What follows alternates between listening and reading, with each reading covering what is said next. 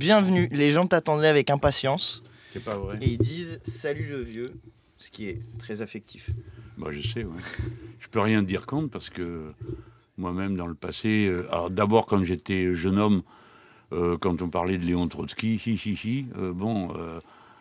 on disait le vieux. Et ensuite, le président Mitterrand aussi, qui était notre chef, qu'on aimait. Donc, bon, si vous voulez. En plus, c'est vrai, hein, par rapport à toi, je suis vieux. Et par rapport à ton gamin, c'est toi qui es vieux. Ça dépend. Bah, à peu près le même écart, je crois. Ça pourrait être mon fils. C'est vrai. C'est un peu mon fils, d'ailleurs. Ça pourrait être ton petit-fils. Oui. Écoute, les gens, pour l'instant, n'ont pas trop posé de questions. Ils t'attendaient juste avec impatience. Ils ont demandé... ils ont posé des questions. Quoi ? Non, c'est des trucs qui disaient est-ce qu'il va déclarer sa candidature à l'élection présidentielle aux Awa Show de vendredi ? Et j'ai dit que vous verrez bien vendredi. Mais du coup, ils sont en attente de genre, oh là là, il va se passer des dingueries. Mais si tu mets des trucs de ce niveau-là, évidemment, on va créer. Posez vos questions sur l'actualité politique. Ils n'ont pas de questions. Si, ils ont des. Bon, non, pour l'instant, ils ont plutôt des trucs sympas à dire en disant ouais. Ça fait plaisir que tu sois là. C'est gentil, ça fait du bien. Hein. Croyez pas que c'est trop, parce que vraiment, on a pris cher ces temps derniers.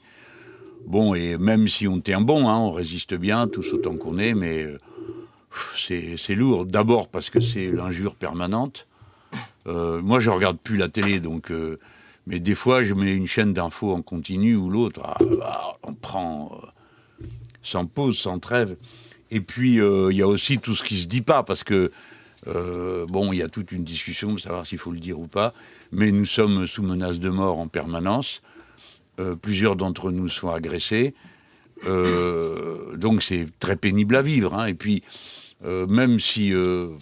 moi, je suis assez oriental de ce point de vue. Hein. Je dis, bon, Mektoub, on verra bien, c'est la vie. C'est comme ça. Mais enfin, quand même, il y a déjà deux complots de gens qui ont été condamnés assez lourdement pour avoir essayé de me tuer, quoi. Donc, ça pèse aussi, quoi. Ça pèse autour de soi, en famille, les amis. Et puis là, je parle de moi, mais il y a tout ce compris, là, encore Louis Boyard dans le train. Vous voyez le genre ce genre de nervis arrogants, tu sais, ils viennent, gna gna gna, assume que t'es antisémite, je sais pas quoi. C'est eux, en fait, qui sont anti-tout. Hein. Mais c'est très menaçant parce qu'ils sont agressifs, arrogants, se croient tout permis, se sentent une espèce de supériorité, un droit à vous passer comme ça. Et c'est très pénible, quoi. Bon, enfin, vous en doutiez, hein. Je ne vais pas vous dire, c'est vachement agréable ce qui leur arrive. Non. Mais c'est pour ça, quand vous dites des petits mots d'amitié et de tout ça aux uns et aux autres, ça leur fait du bien à tous. Hein. Tu as une petite question, Seigneur Patate, qui demande pourquoi avoir décidé d'aller aux Awa Show, donc l'émission qui est vendredi là, avec Dany Heraz. Parce que, d'abord, je ne suis plus tellement intéressé à aller dans l'officialité médiatique. Si vous voulez, il y a vraiment deux niveaux. Il y a l'officialité médiatique. Alors c'est les chaînes de télé, tout ça est très étroitement contrôlé et nous sommes soumis sur ces télés à un mode de traitement que vous connaissez, une interruption toutes les 3 secondes, des questions infamantes. Moi, alors il y a des copains qui le font, tant mieux, je l'ai fait pendant de nombreuses années, mais moi ça me saoule maintenant de faire ça, aller perdre mon temps, me faire maltraiter par des gens qui ne sont pas toujours eux-mêmes très respectables. Hein. Je ne dis pas toujours, hein, mais ça arrive aussi, quoi. Comme ce n'est pas vous qui choisissez la personne qui vous interviewe. Il y en a qui sont des adversaires que j'aime bien, par ailleurs. Je les combats, mais je les aime bien parce qu'ils ont un petit quelque chose sur le plan humain qui me plaît. Mais aller à la télé pour me faire arracher la tête, ça ne m'intéresse pas. Donc, je cherche plutôt dans l'underground, comme on disait avant, c'est-à-dire ce qui est en dessous, et qui est pour nous souvent beaucoup plus important, parce que une émission sur une télé d'info continue, ça ne représente pas le nombre de gens qui regardent ce que nous faisons, Antoine ou moi, chacun sur nos chaînes YouTube, Facebook et compagnie. Bon, il faut vous rendre compte que moi, l'ensemble de mes créneaux, c'est 7 millions de personnes qui les regardent, hein, 7 millions d'abonnés, entre TikTok, X, Facebook, YouTube, et je ne sais plus quoi encore. C'est 7 millions de personnes. Donc, tout ça, ça s'affiche, ça passe. Et puis, il n'y a jamais moins de 200, 300, 400 000 personnes. Et puis, les extraits. Ça fait des millions de vues. Ah ouais.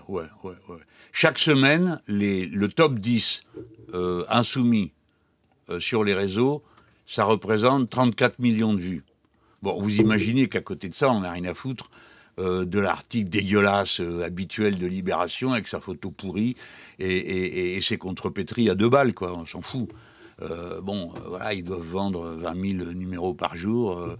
Et les gens, bon, ils n'achètent pas l'eBay pour regarder les saloperies sur notre compte. Il faut dire que ça bat des records dans le journal. Bon, je prends l'exemple de l'eBay parce que c'est le dernier qui m'a fâché. Mais par exemple, même Le Monde, qui est quand même la grande référence, gna gna gna, bon, en réalité, c'est pareil. Une page entière pour dénoncer, pour me dire que je suis ambigu horrible. Sur l'antisémitisme, c'est absolument pourri, quoi. Ça a fait que des gens, du coup, ont commencé à m'agresser dans la rue. Mais ils le savent, ils le font exprès, ils espèrent que ça termine mal. C'est des gens qui ont ni foi ni loi, ni morale, ni rien, s'en foutent. Ils vous insultent, ils savent que c'est pas vrai. Je les connais tous là-dedans. Hein. Ils savent que j'ai rien à voir avec ce qu'ils racontent. Mais c'est pas grave, pour eux, c'est important de montrer à leur chef, à leur patron, à leurs actionnaires. Nous, on a tapé Mélenchon, vous avez vu ce qu'on lui a mis. Bon, faut supporter. Puis après, il faut faire confiance à l'intelligence des gens.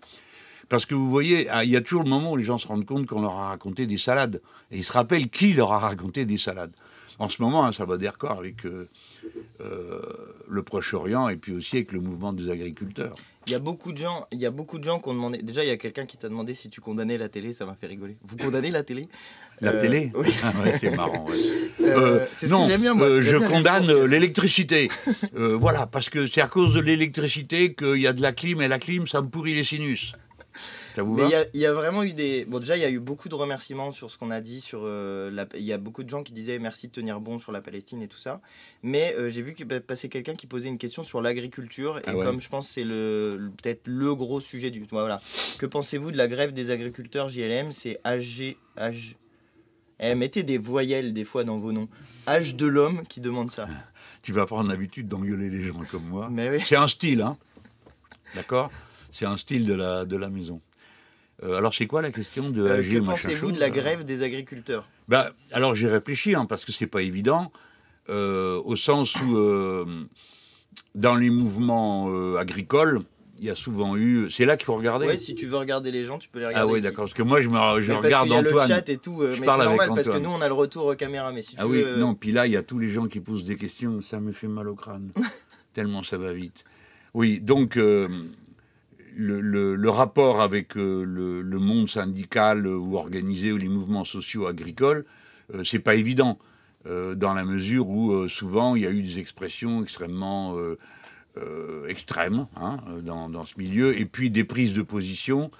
Je pense en particulier au syndicat, le gros syndicat dominant, la FNSEA, où souvent on a été en contradiction, pas d'accord, et même tellement pas d'accord que c'était des fois un peu frontal.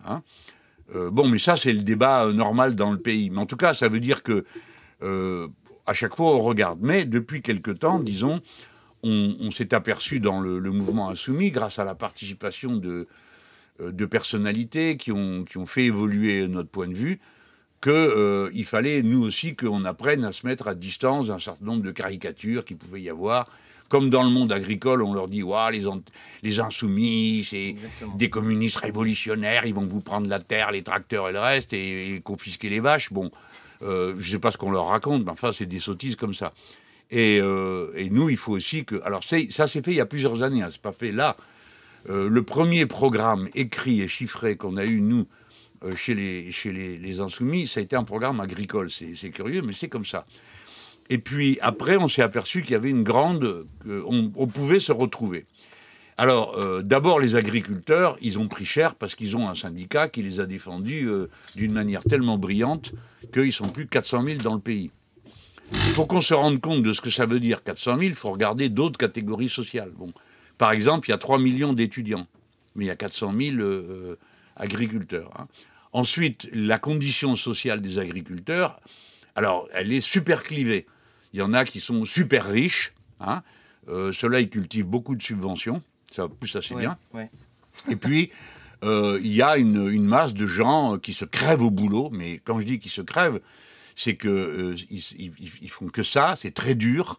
Ils sont exposés à des maladies professionnelles épouvantables parce que, comme les cancers des testicules et ainsi de suite, parce qu'on leur fait épandre dans les champs des produits, notamment des pesticides, dont ils sont eux-mêmes les premières victimes, c'est ceux qui respirent ça en les mettant.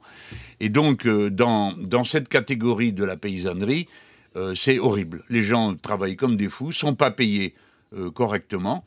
Et puis, il y a des situations de désespoir telles qu'il y a une personne qui se suicide tous les 2 jours dans ce milieu. C'est certainement la vague de suicide professionnel la plus épouvantable qu'on connaisse. Même si on sait bien que le suicide, il y a beaucoup de facteurs. Mais précisément, tous les facteurs s'ajoutent à la campagne pour pousser les gens à... Bon, vous voyez bien ce que ça peut être quand vous ne savez plus du tout comment vous en sortir.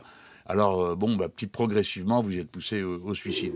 Donc tout ça, ça c'est leur condition. Et nous, qu'est-ce qu'on a à voir avec eux? C'est qu'eux n'ont pas de solution avec les néolibéraux et avec le syndicalisme de l'officialité paysanne. Pourquoi? Là, par exemple, les gens, ils disent, nous, on veut être payés correctement. Alors, ouais, très bien. La FNSE arrive et dit, ouais, en fait, ils veulent dire pas de normes. Ouais. Ah bon?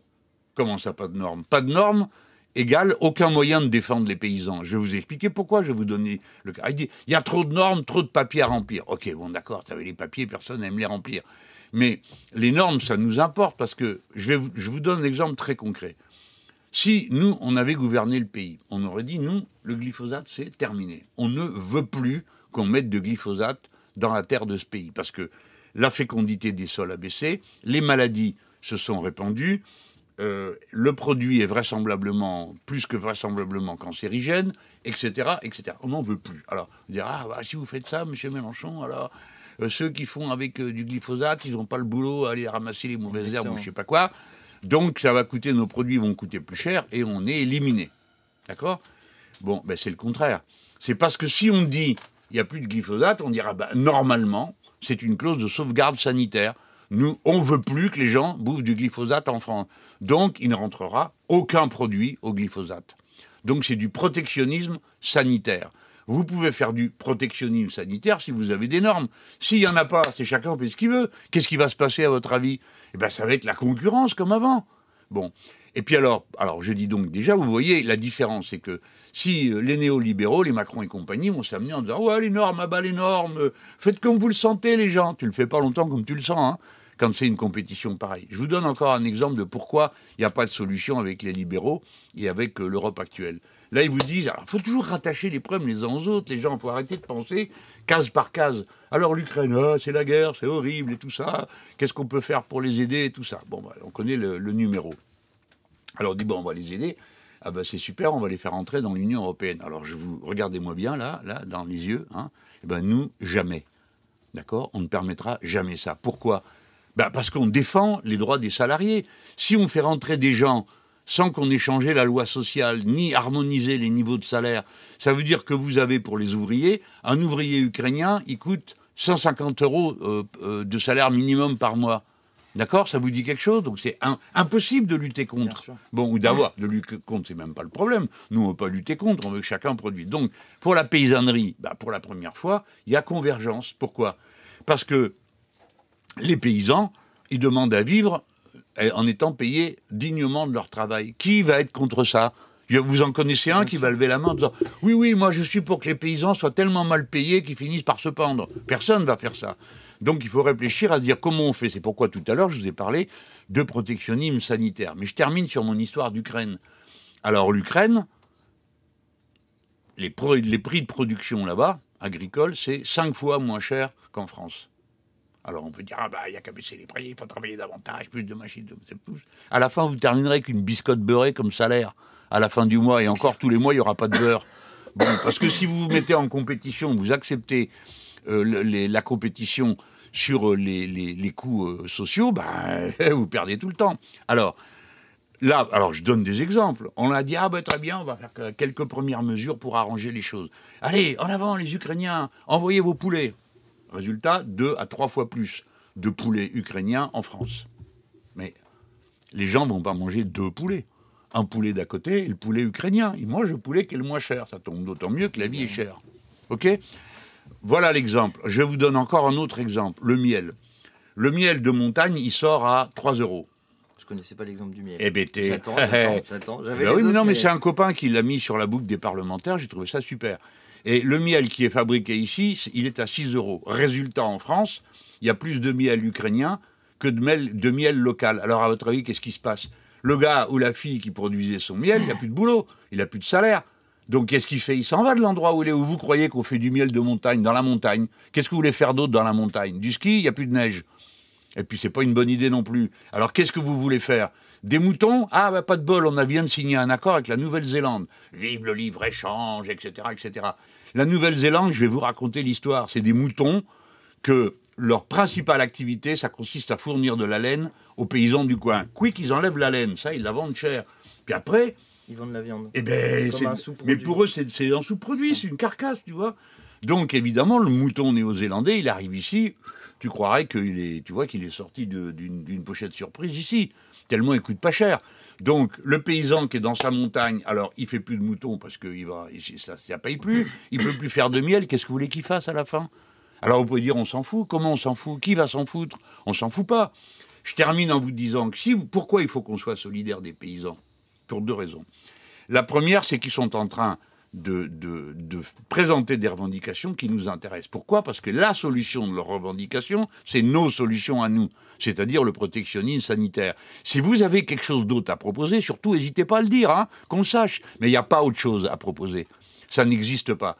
Donc, ça nous aide à faire avancer les revendications de notre programme et faire en sorte que les paysans disent « Ah bah oui, on est d'accord avec eux ». Donc, il y a une convergence de lutte. Donc, nous sommes dans une cause commune. C'est très important à comprendre. Le deuxième service qu'ils nous rendent, vous n'avez pas prévu, hein, c'est qu'ils font sauter un bâtiment d'un service de l'État. Bon, je préfère le dire clairement, on n'est pas d'accord. Hein, on n'est pas d'accord pour qu'on fasse sauter quoi que ce soit, d'ailleurs, au service de l'État ou autre chose. Et puis, ils bloquent les autoroutes. Et puis, ils bloquent l'entrée d'une centrale nucléaire. Et qu'est-ce qui se passe? Rien. Alors, tant mieux hein, qu'il ne se passe rien. Il y a pas de... Il y a eu un pet à un rond-point où il y a des personnes qui sont mortes. Et évidemment, ça fait une peine d'enfer. Parce que, bon, les pauvres gens, ils sont là en train de défendre leur beefsteak. Et à la fin, t'es mort. Dans ce cas-là. Donc, c'est horriblement triste comme histoire. Mettez-vous bien dans le contexte pour comprendre la tristesse de l'histoire. Puis là-dedans, il y a non seulement le paysan, mais sa fille. Donc, c'est terrible comme affaire. Bon. Alors, mais heureusement, donc, ils n'ont pas eu droit, comme de vulgaires ouvriers, à des tirs tendus dans la figure pour être éborgnés. Ils n'ont pas eu droit à des ramassages surprises avec garde à vue et comparution immédiate comme on a eu droit, nous. Bon. Mais donc, ils font la démonstration que tous ceux qui nous ont fait des leçons sont des menteurs. D'accord? Des menteurs. Des menteurs, des manipulateurs. Vous savez, tous les médias qui étaient là. Allez, monsieur Mélenchon, vous devez appeler au calme. Alors, vous êtes les médias très intelligents. Vous êtes avec vos Personne micros. n'appelle au calme. Eh bien, tiens, Justement, vous faites le tour des mecs de droite et d'extrême droite en leur disant vous appelez au calme. Non, ils le font pas. Justement, sur ça, tu parlais des normes, parce que nous, on a aussi déposé une proposition de loi en novembre sur les prix et les salaires.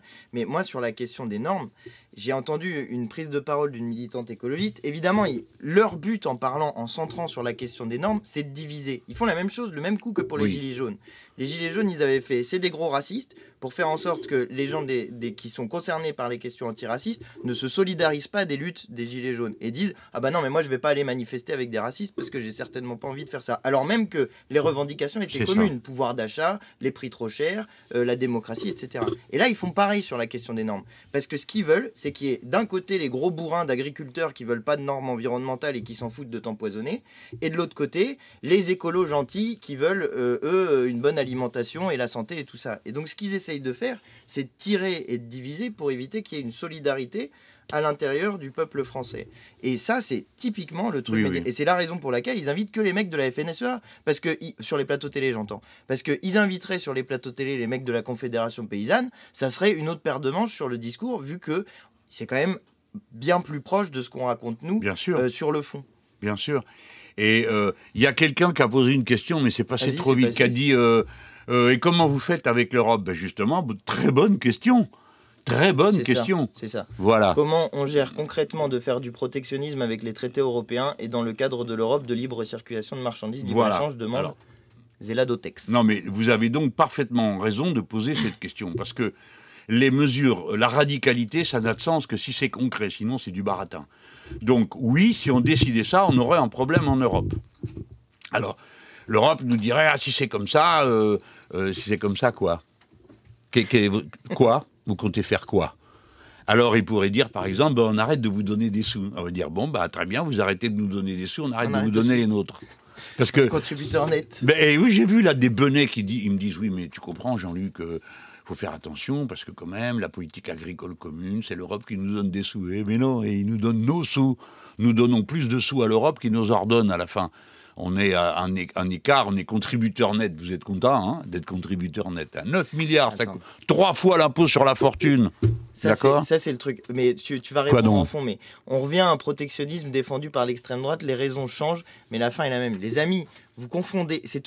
Ça, c'est justement le truc que font sans arrêt les médias. Ils essayent de pourrir la réflexion sur le sujet. Vous voyez bien que c'est pas la même. Non, je dis pas ça. Mais tu vois bien que c'est pas la même chose de parler de la question des frontières quand tu parles des personnes et quand tu parles des marchandises. C'est pas la même chose. L'extrême droite, son problème, il est avec les personnes. Eux, ce qu'ils veulent, ils se foutent de gérer la question des causes de l'immigration. Ils en parlent jamais. Des traités de libre-échange, ils en parlent jamais. Du capitalisme, ils en parlent jamais. De la souffrance qu'occasionne l'immigration, jamais tu les entendras parler de ça. Eux, ce qu'ils veulent, c'est un mur qu'empêche de passer les gens. Mais les marchandises, ça y va. Nous, on a une manière de penser qui est un petit peu différente. Ouais, et puis surtout, faut pas se laisser intimider et boucher le cerveau, quoi. Parce que si tous les mots qu'utilise l'extrême droite lui appartiennent, on est mal. Parce que c'est souvent eux qui nous en empruntent à nous pour faire exactement le contraire après. Bon. Mais non, il faut réfléchir à la manière concrète de faire. Alors, le protectionnisme, ce n'est pas une invention de l'extrême droite. D'accord ? Donc déjà, commençons par ça. À plus forte raison, le protectionnisme sanitaire. L'extrême droite, elle est néolibérale dans toute l'Europe. Là, c'est pas parce que Madame Le Pen, de temps à autre, elle se donne des airs d'insoumise en reprenant des choses qu'on dit nous, qu'elle va le faire. Elle ne le fera jamais. Regardez la Meloni. Bon, et les faits sont les faits. En Italie, à un moment donné, la même qui s'était fait élire pour virer les étrangers, c'est elle qui finit par dire qu'il faut qu'il en rentre. De même manière qu'en France, on sera obligé de faire ça. Pourquoi ? Parce qu'il y a un problème démographique. Bon, mais je termine sur l'Europe. Qu'est-ce qu'on va faire ? Alors, on va dire à l'Europe, écoutez, vous n'avez qu'à lire le programme de la NUPES, parce qu'ils avaient tous signé ça avec nous. Entre-temps, il paraît qu'ils ont changé d'avis, comme d'habitude. Ils signent quelque chose, ils ne respectent rien. Ils ne respectent jamais leurs paroles. Bon, tant pis pour moi, j'avais qu'à pas faire confiance. Mais bon, bref. Alors, qu'est-ce qui va se passer avec ce programme ? On a dit dedans qu'il y aurait de la désobéissance. Alors, moi, c'est pas moi qui gouverne, mais si c'était moi qui gouvernais, je ferais ça. J'irais, je disais, écoutez, je vous comprends, moi, je suis d'accord avec vous, vaut mieux acheter ce qui est bon, mais c'est pas bon votre truc. Donc, ça passera pas. Mais, j'ajouterais, si demain vous avez des productions où vous ne garantissez pas qu'il y a de glyphosate, vous pourrez les vendre en France. Je sais bien que ça ne se produira jamais, parce que s'il n'y avait pas de glyphosate, ils ne pourraient pas le vendre à un prix concurrentiel contre les produits français. Et voilà, c'est tout. De même que pour une année, il y avait comment il s'appelle là, le folle, là, le gars qui était ministre de l'Agriculture de Hollande, alors les champions du monde du pipeau. C'est-à-dire qu'il est arrivé, il a dit oui, nous allons interdire les cerises sur lesquelles on a mis, je sais 10 plus métoates. 10 métoates. Ah mon Dieu, comment t'arrives à te rappeler d'un truc pareil ? Parce que c'était au Parlement européen. Voilà. Alors il avait décidé ça, et bon, très bien, là, quel courageux, nani nana. Alors après, il avait dit c'est tout, il a pensé à rien, donc les autres sont pointés avec leurs cerises qui étaient complètement enrobées de cette cochonnerie, et ça s'est vendu contre les cerises des gars du coin. Ils disaient, mais nous, qu'est-ce qu'on fait ? Vous nous interdisez. Donc, ça nous coûte plus cher, ça prend plus de temps, et on en perd davantage. OK ? Voilà. Donc, qu'est-ce qu'il fallait faire ? C'était interdire, pas seulement le produit, mais les importations. Mais quand vous interdisez les exportations, dans un certain cas, vous vous couvrez légalement. Moi, je ferais ça. Je dirais, écoutez, mais si vous en produisez sans glyphosate, bienvenue à vos patates, à vos je sais pas quoi, à votre blé, à tout le reste. Voilà. C'est comme ça qu'on peut faire changer les normes, c'est en engageant un rapport de force. Sinon, qu'est-ce qui se passe ? Comme Macron cède tout au nom de la liberté du commerce, ranani, nanana, parce que lui continue à croire à ses bêtises. Là, ils viennent décider à l'Europe de supprimer tous les contrôles pour les prochains trucs, les prochaines occasions, sur les OGM. Alors, je ne sais plus quel est le truc qui va entrer dans la production des légumes. Enfin, ça revient à ça. Ça va créer un OGM. Voilà, c'est parti, ça a été adopté. Et donc, à la fin, vous ne savez plus ce que vous mangez. Moi, je vous mets au défi. Si je gouvernais, vous me dites, ah, monsieur Mélenchon, tout ça, c'est pas possible. Nous, on n'est pas d'accord. On veut pouvoir manger des fraises pas chères, même couvertes de glyphosate en plein hiver. Je ne sais pas si on fout du glyphosate sur les fraises. Je ne suis pas paysan. Hein, mais tout ça n'a pas de sens. Mais on peut voter. On peut demander aux gens, est-ce que vous êtes d'accord pour l'interdiction, la clause de sauvegarde sanitaire en France? Voilà, oui ou non? En expliquant aux gens, honnêtement, hein, ce que c'est. Voilà ce que ça va vouloir dire. Alors, pourquoi les paysans, ils y ont intérêt? Parce que c'est la base pour le protectionnisme sanitaire. C'est donc la garantie d'avoir des meilleures payes si on applique le reste de ce que nous, on propose. C'est-à-dire un prix plancher pour les productions agricoles, premièrement. Et deuxièmement, de comprimer les marges des entreprises de l'agroalimentaire, parce que c'est eux qui ont provoqué l'inflation sans aucune raison sur les prix de production. Imaginez-vous qu'un litre de lait, c'est payé 20 centimes à un paysan. Allez voir chez le marchand combien il vaut le litre de lait. Vous voyez bien, entre les deux, comment des gens se gavent, c'est l'agroalimentaire. L'agroalimentaire a augmenté de 71% ses marges, ok ? Bon, vous avez compris, il faut donc comprimer ça. Alors après, il y a un problème, c'est que le président de la FNSEA, c'est un patron de l'agroalimentaire. Ça serait ailleurs, on dirait, il y a conflit d'intérêts. Hein. Mais enfin, bon, là... Tiens, justement, parce que j'ai vu quelqu'un qui disait ah, mais du coup, les fraises, ça va être super cher. Attends, regarde, tu vas voir comment c'est technologique. On va afficher le navigateur pour que les gens ils puissent voir. Toc. Donc là, je vais mettre... en espérant que ça marche, parce qu'une fois sur deux, ça marche pas. Ok, ça marche pas, c'est génial. Je voulais vous montrer. Ouais, c'est à cause de moi, je détraque tous les appareils électroniques. Non, ça marche pas. Ok, bon, je vais vous faire voir ça tout à l'heure. Je vais essayer de... Quand je serai parti. Recharger. Non, ça va finir par marcher. Attends, je vais remettre en grand écran. Mais je vais fermer. Et je vais vous montrer, en fait, une image qui montre, avec nos mesures à nous, par exemple, sur une bouteille de lait... Attends, il y a un con, là, je veux à tout prix arrêter ça. Vas-y, montre ta vilaine figure. Montre ta vilaine figure. Il parle de moi comme d'un multimilliardaire. Tu sais pourquoi? De quoi, qui ça? Mais oui, il est tellement bête, tu vois. Il est tellement abruti, le mec. Ouais. C'est vrai. Il est tellement abruti qu'il regarde les trucs de la fachosphère. Et bien qu'il raconte que je suis multimillionnaire. Et comme il y en a... Milliardaire. Maintenant, c'est multimilliardaire. J'ai connu une meuf comme ça à Marseille. Elle venait à tous les rassemblements, elle criait « Il est millionnaire, ne l'écoutez pas !» Et après, elle disait « Non, il est milliardaire !» Bon, ce sont des crétins. Je ne suis pas milliardaire ni millionnaire, d'accord? Toi, tu as une bagnole, pas moi. Toi, tu as un cheval, il paraît. Je reconnais ton nom. Il paraît que tu as un cheval dans ton château. Pas moi, j'ai ni château, ni cheval, ok? Voilà que vous êtes des pauvres types. Mais tu sais, attends, tu sais que facho. J'ai fait une interve à l'Assemblée il n'y a pas très longtemps pour parler de l'héritage maximum. Ouais. Et je dis, voilà, nous on a une proposition, c'est l'héritage maximum à 12 millions d'euros par personne. Hein, c'est par enfant, tu touches 12 millions d'euros, c'est bien pour commencer dans la vie, tout ça. Tous les mêmes qui disent, il faut que ça ruisselle, etc. L'argent, ça va ruisseler. Ah non, là c'est fini. C'est instantanément terminé. Non, c'est 12 millions d'euros, mais vous voulez empêcher les gens d'être riches. Oui. Et le même type qui va défendre les riches des autres, il vient de voir en disant ça. Alors et c'est les petits bourgeois. C'est le petit bourgeois jaloux. Alors il est là, gna gna. L'autre, oui, j'ai un appart à Paris, j'ai 72 ans, mon petit gars, on verra où tu seras. À 72 ans, est-ce que tu fais? Et mon appart, et c'est moi, j'ai rien fait, j'ai acheté un appart, pas un capital. Hein. Réfléchis un peu, gars. Là-dessous, là, t'as des cheveux, ensuite il y a de la peau, il y a un os, et en dessous, il y a un truc gris, ça s'appelle un cerveau. Donc avec ton cerveau, tu réfléchis. Et tout d'un coup, tu te rends compte que tu es en train de dire n'importe quoi. Et que nous, on te repère même dans une file comme ça. Ah, je te plains parce que t'es pas intelligent. Attends, j'aimerais bien réussir à faire mon truc de navigateur, mais je suis pas sûr. Non, mais ça marche pas ton truc. Ok, alors. Ça marche pas. Je te l'ai envoyé sur ton Telegram. Non, mais je l'ai. Mais il l'a, regarde, ça marche pas. C'est juste que je peux pas le. T'as pas branché le bon tuyau, je parie. Non, je pense que. Appuie partout, tu verras bien. C'est juste qu'il faudrait que je Attends. Tiens, je vais le déclencher. Je vais mettre les doigts dessus, tu vas voir. Alors, vas-y, fais voir. Attends, on va faire pendant 2 secondes. Hop. Quoi? Si ça se trouve, ça va marcher. Ça reste dans le noir, c'est ça?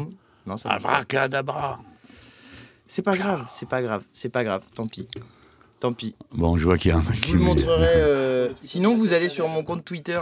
Mais non, on m'a pas énervé, il écrit « Vous l'avez énervé ». T'as vu la tête que j'ai? Je m'énerve pas, ça m'amuse. Ça m'amuse d'être dans le rôle, quoi, parce que c'est drôle. Il vaut mieux que je réagisse avec humour, parce que me faire traiter de multimilliardaire, pour moi, c'est pas un compliment. Non, puis par ailleurs... Non, mais attends. Non, mais même par ailleurs...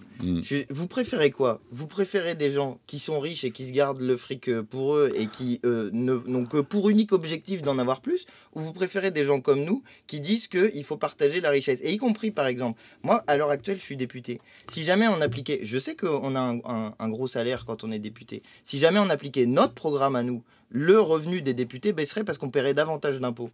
Qui d'autre propose ça à part nous? Qui d'autre dit qu'il faut qu'il y ait plus d'impôts qui soient payés par ceux qui gagnent plus de 4 000 € par mois et qu'il y en ait moins qui soient payés par tous ceux qui gagnent moins de 4 000 € par mois? Qui d'autre? Personne. Voilà. Donc vous préférez quoi à la fin? Vous préférez des gens Oui, bien sûr. Mais non, mais c'est vrai aussi. Non, puis tu as aussi Parce un problème, le moral, c'est, comment elle s'appelle Balasco qui avait dit ça une fois. Moi, j'ai trouvé ça génial comme formule. Elle a dit, ah bon, maintenant, la morale, c'est profite et tais-toi. Autrement dit, des fois, pareil, on me dit ah, mais quand même, avec les revenus que vous avez, vous osez parler pour les pauvres. Ben justement, c'est à cause des revenus que j'ai que je parle pour les pauvres. Parce que je trouve pas ça normal. Regarde. Qu'est-ce qu'il dit? Ça, c'est mignon. Comment vous faites pour être aussi beau à 72 ans? C'est incroyable. Parce que je suis génétiquement favorisé.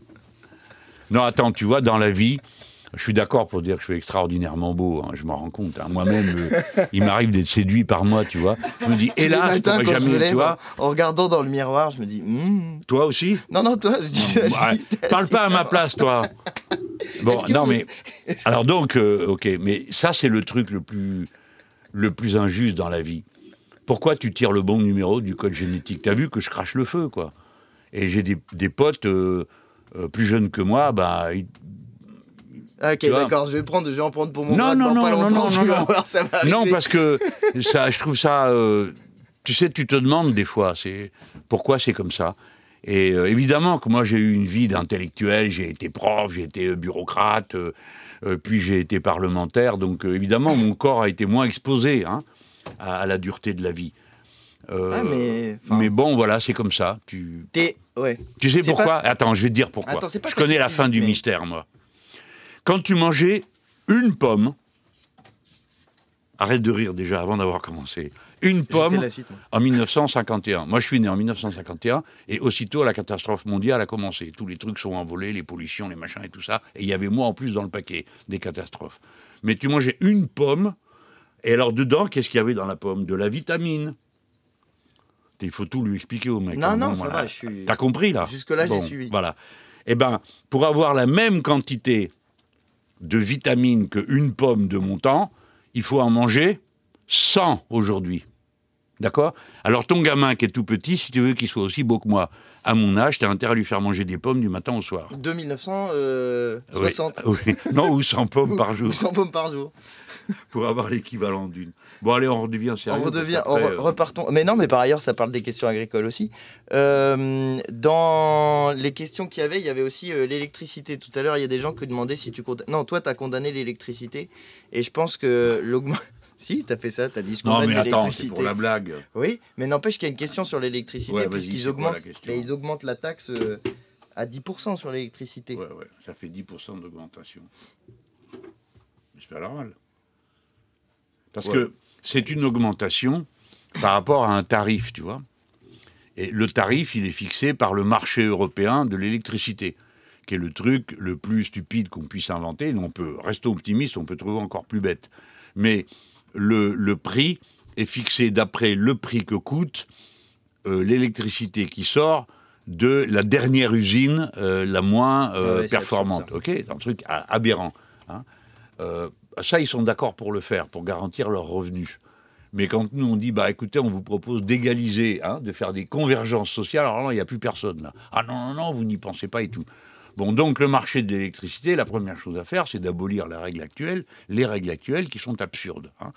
Et à partir de là, on retombera sur un tarif de l'électricité qui pourrait être raisonnable. En attendant, c'est pas une bonne idée d'augmenter l'électricité de 10% quand les gens se font déjà racketter de 20% sur les produits alimentaires, etc., parce que les payes n'ont pas suivi.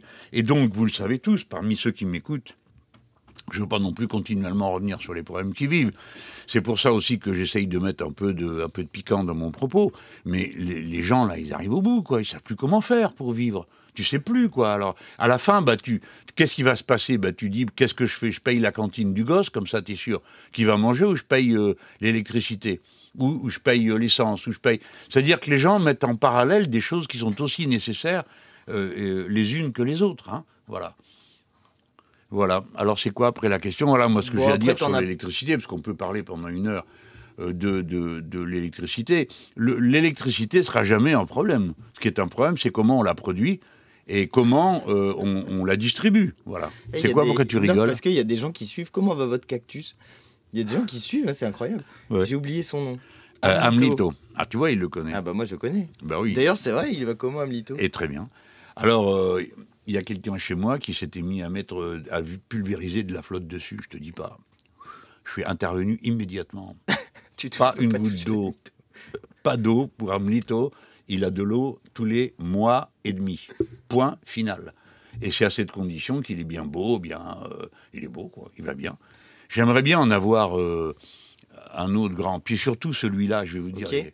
Vous me connaissez Vous pas, retenez. mais je vous raconte quand même. Je l'aime comme une personne. Et je vais vous dire pourquoi. Parce que le jour où je l'ai acheté, je l'ai vu dans la vitrine. Et j'étais avec un très bon pote. Je dis, waouh, t'as vu, c'est le cactus de ma vie, on l'achète. Bon, alors, mon très bon pote, il se marre, mais enfin, il s'est moins marré quand il a vu la taille de la bête. Et parce que lui, il était grand et costaud. Et moi, bon, évidemment, je suis beau et costaud, mais pas autant que lui. Bon. Alors, il a vu que c'était lui qui allait devoir porter le pot du cactus. Moi, j'ai rien demandé, mais c'est lui qui l'a dit. Et alors, il prend le cactus, je lui dis, mais ça va pas, tu vas pas prendre ça dans tes bras comme ça, t'es fou, tu vas te faire arracher la figure. Et tu rentres chez toi avec des griffures partout, ça m'étonnerait que ça fasse autre chose que des problèmes hein, avec ta femme. Alors, il me dit, ah ouais, t'as raison, bon, on va mettre un papier. Alors, on a mis un papier, et le parti avec le machin dans les bras. Il y avait au moins 200 mètres à faire. Hein. Mais il faut voir, Amlito, il fait 1m50, hein, et ça pèse lourd. Alors, évidemment, les picous sont passés à travers le papier, il s'en est pris un peu partout, et il me l'a amené. Donc, maintenant, je ne peux pas regarder le cactus sans penser à lui. Et pas de bol pour moi, mon pote, il est mort, le cactus, il est toujours là. S'il fallait échanger, je préférerais que mon pote soit là, parce que son absence me pèse sur le cœur. C'est Bernard Pignerol. C'était comme mon frère, vous voyez. Voilà. Bon, allez, on passe à autre chose, sinon on va se mettre à pleurer, tu vois. C'était Bon. deep. Déjà, moi j'avais un truc à dire sur Amlito, mais j'ai oublié en cours de route du coup. Ah, tu sais plus? J'avais J'avais acheté aussi un autre cactus qui pendouillait. Il peut mort en 15 jours. Il m'a coûté une blinde. Non, j'ai retenu que tu voulais un autre grand cactus. Non, attends. Ah si, ça y est, je sais ce que je voulais dire. Oui, dis-moi. Tu sais qu'il y a un film avec un mec comme ça qui se trimballe une plante partout. Tu connais? C'est Léon.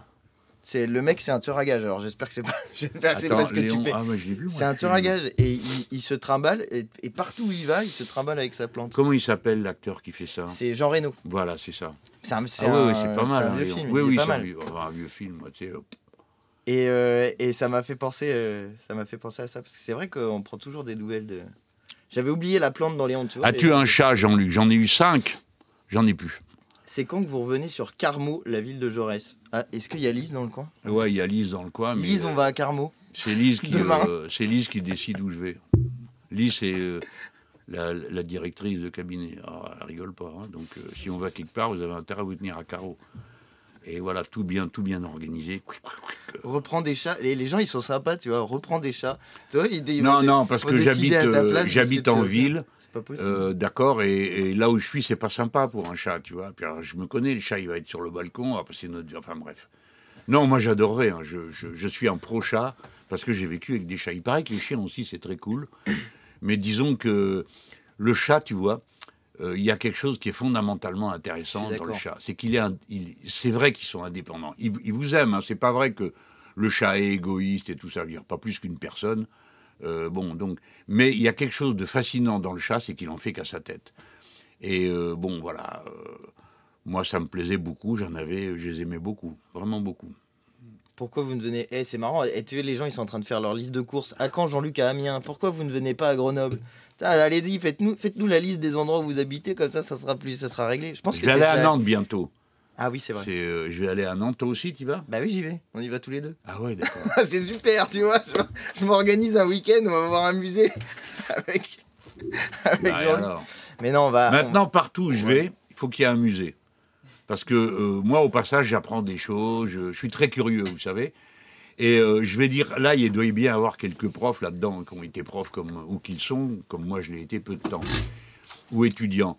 Il y a un truc que je veux vous dire, c'est que apprendre est une jouissance. Je m'en étais pas rendu compte avant. Et maintenant, là, quand je suis en train de travailler un sujet auquel je me suis jamais intéressé jusque-là, je ressens une espèce de bonheur. Je sais pas comment vous dire ça. Ça me fait vachement plaisir. Là, quand j'ai bossé pour mon livre, j'ai lu des kilos de trucs sur les villes, l'histoire des villes, tout ça. Bon. Et un jour, je me suis aperçu que ça me rendait heureux d'apprendre. Donc, je pense que ça doit, vous savez, comme ceux qui font du sport, très bien, faites du sport, moi j'en fais pas. Mais apprendre, c'est un peu... quoi ? C'est pas vrai, Je fais du métro. Tu marches, tu je fais du métro. Tu te déplaces C'est-à-dire, je vais dans le métro et je cours dans les escaliers. Mais il court plus vite que moi. Ouais, c'est vrai. Et prenez jamais le métro avec Jean-Luc, parce que dès qu'il entend le métro à 10 km, parce que... Il entend quand même, et il court. Et après, là, il reste... Comment il m'a dit l'autre jour ? On est là comme de ronde-flanc, on se dit... Attends, Le Gall, l'autre jour. Le Gall, c'est un député du Val d'Oise et c'est un super pote avec qui je fais tous les trucs d'international. Alors, il me dit... En plus, toi, tu vois pas. Mais... Il me dit, j'ai un point de côté, parce qu'on est descendu de l'avion, on a couru tellement vite dans l'aéroport qu'il a failli claquer en cours de route, là, avec son point de côté. Mais non, mais en plus, toi, tu t'en rends pas compte. Quoi ? Vrai truc. Mais nous, quand on prend le métro avec Jean-Luc, on fait attention. On se dit, bon, il faut pas qu'il y ait quelqu'un qui est un fou qui arrive, machin chouette. Lui, il se barre en courant tout seul. On n'a rien à foutre. Nous, on est là derrière. Attends, on essaye de vivre normalement. Alors, qu'est-ce qu'il dit ? Est-ce que vous êtes au Creusot ? On n'a pas le droit. Ouais. Eh ouais, en Saône-et-Loire, j'y suis allé. Philo, ok. Il y a une règle avec Dany Erasme, parce qu'on a dit qu'on faisait le before de Dany Erasme. Ouais. Mais la règle qu'ils m'ont dit, c'est... On parle pas de philo, on garde les questions philo. Parce que évidemment, tout le monde est lancé sur la philo, tes livres préférés, tes bouquins, tes films, quoi nous conseiller. On a dit pas ça. Moi, je sais même. Alors, on m'a dit on fait un before. Je connaissais les afters, j'ai déjà mis 10 ans à comprendre ce que c'était. Et maintenant, j'apprends qu'il y a un before, tu vois. Bon, donc là, on fait un before. Faut que ça vous donne envie d'aller. Aux Zawa Show. Ouais, le 26. C'est à 20h sur la chaîne de Dany Erasme. D'ailleurs, à la fin de notre direct à nous avec Jean-Luc, on fera un raid. Ils m'ont dit qu'ils démarraient à 20h leur émission de ce soir où ils vont commencer à parler un petit peu. Nous, on vous renverra vers la chaîne de Dany Erasme si jamais... Ouais, alors vous allez voir, si on parle de philo, je vais bien vous prendre la tête. Et donc, ça sera bien. Il faut venir à mon truc parce que ça m'importe de bien me faire comprendre. Et j'ai des choses que j'espère que vous aimez, que vous aimerez.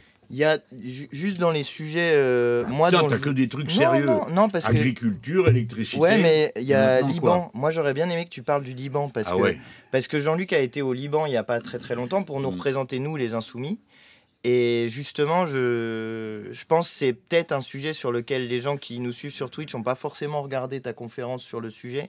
Et je pense que ça peut être intéressant pour les gens de faire un petit point sur la situation. Si vous voulez, nous, déjà, pour que vous compreniez bien, on s'est engagé dans la bataille idéologique et politique avec l'idée que, comme ça démarrait sur tout de suite de la violence, le 7 octobre, c'est punition de tous les crimes de guerre. Mais de tous les crimes de guerre. Alors évidemment, on nous a tombé dessus, il faudrait qu'on dénonce que ce qui s'est passé le 7 octobre. Non.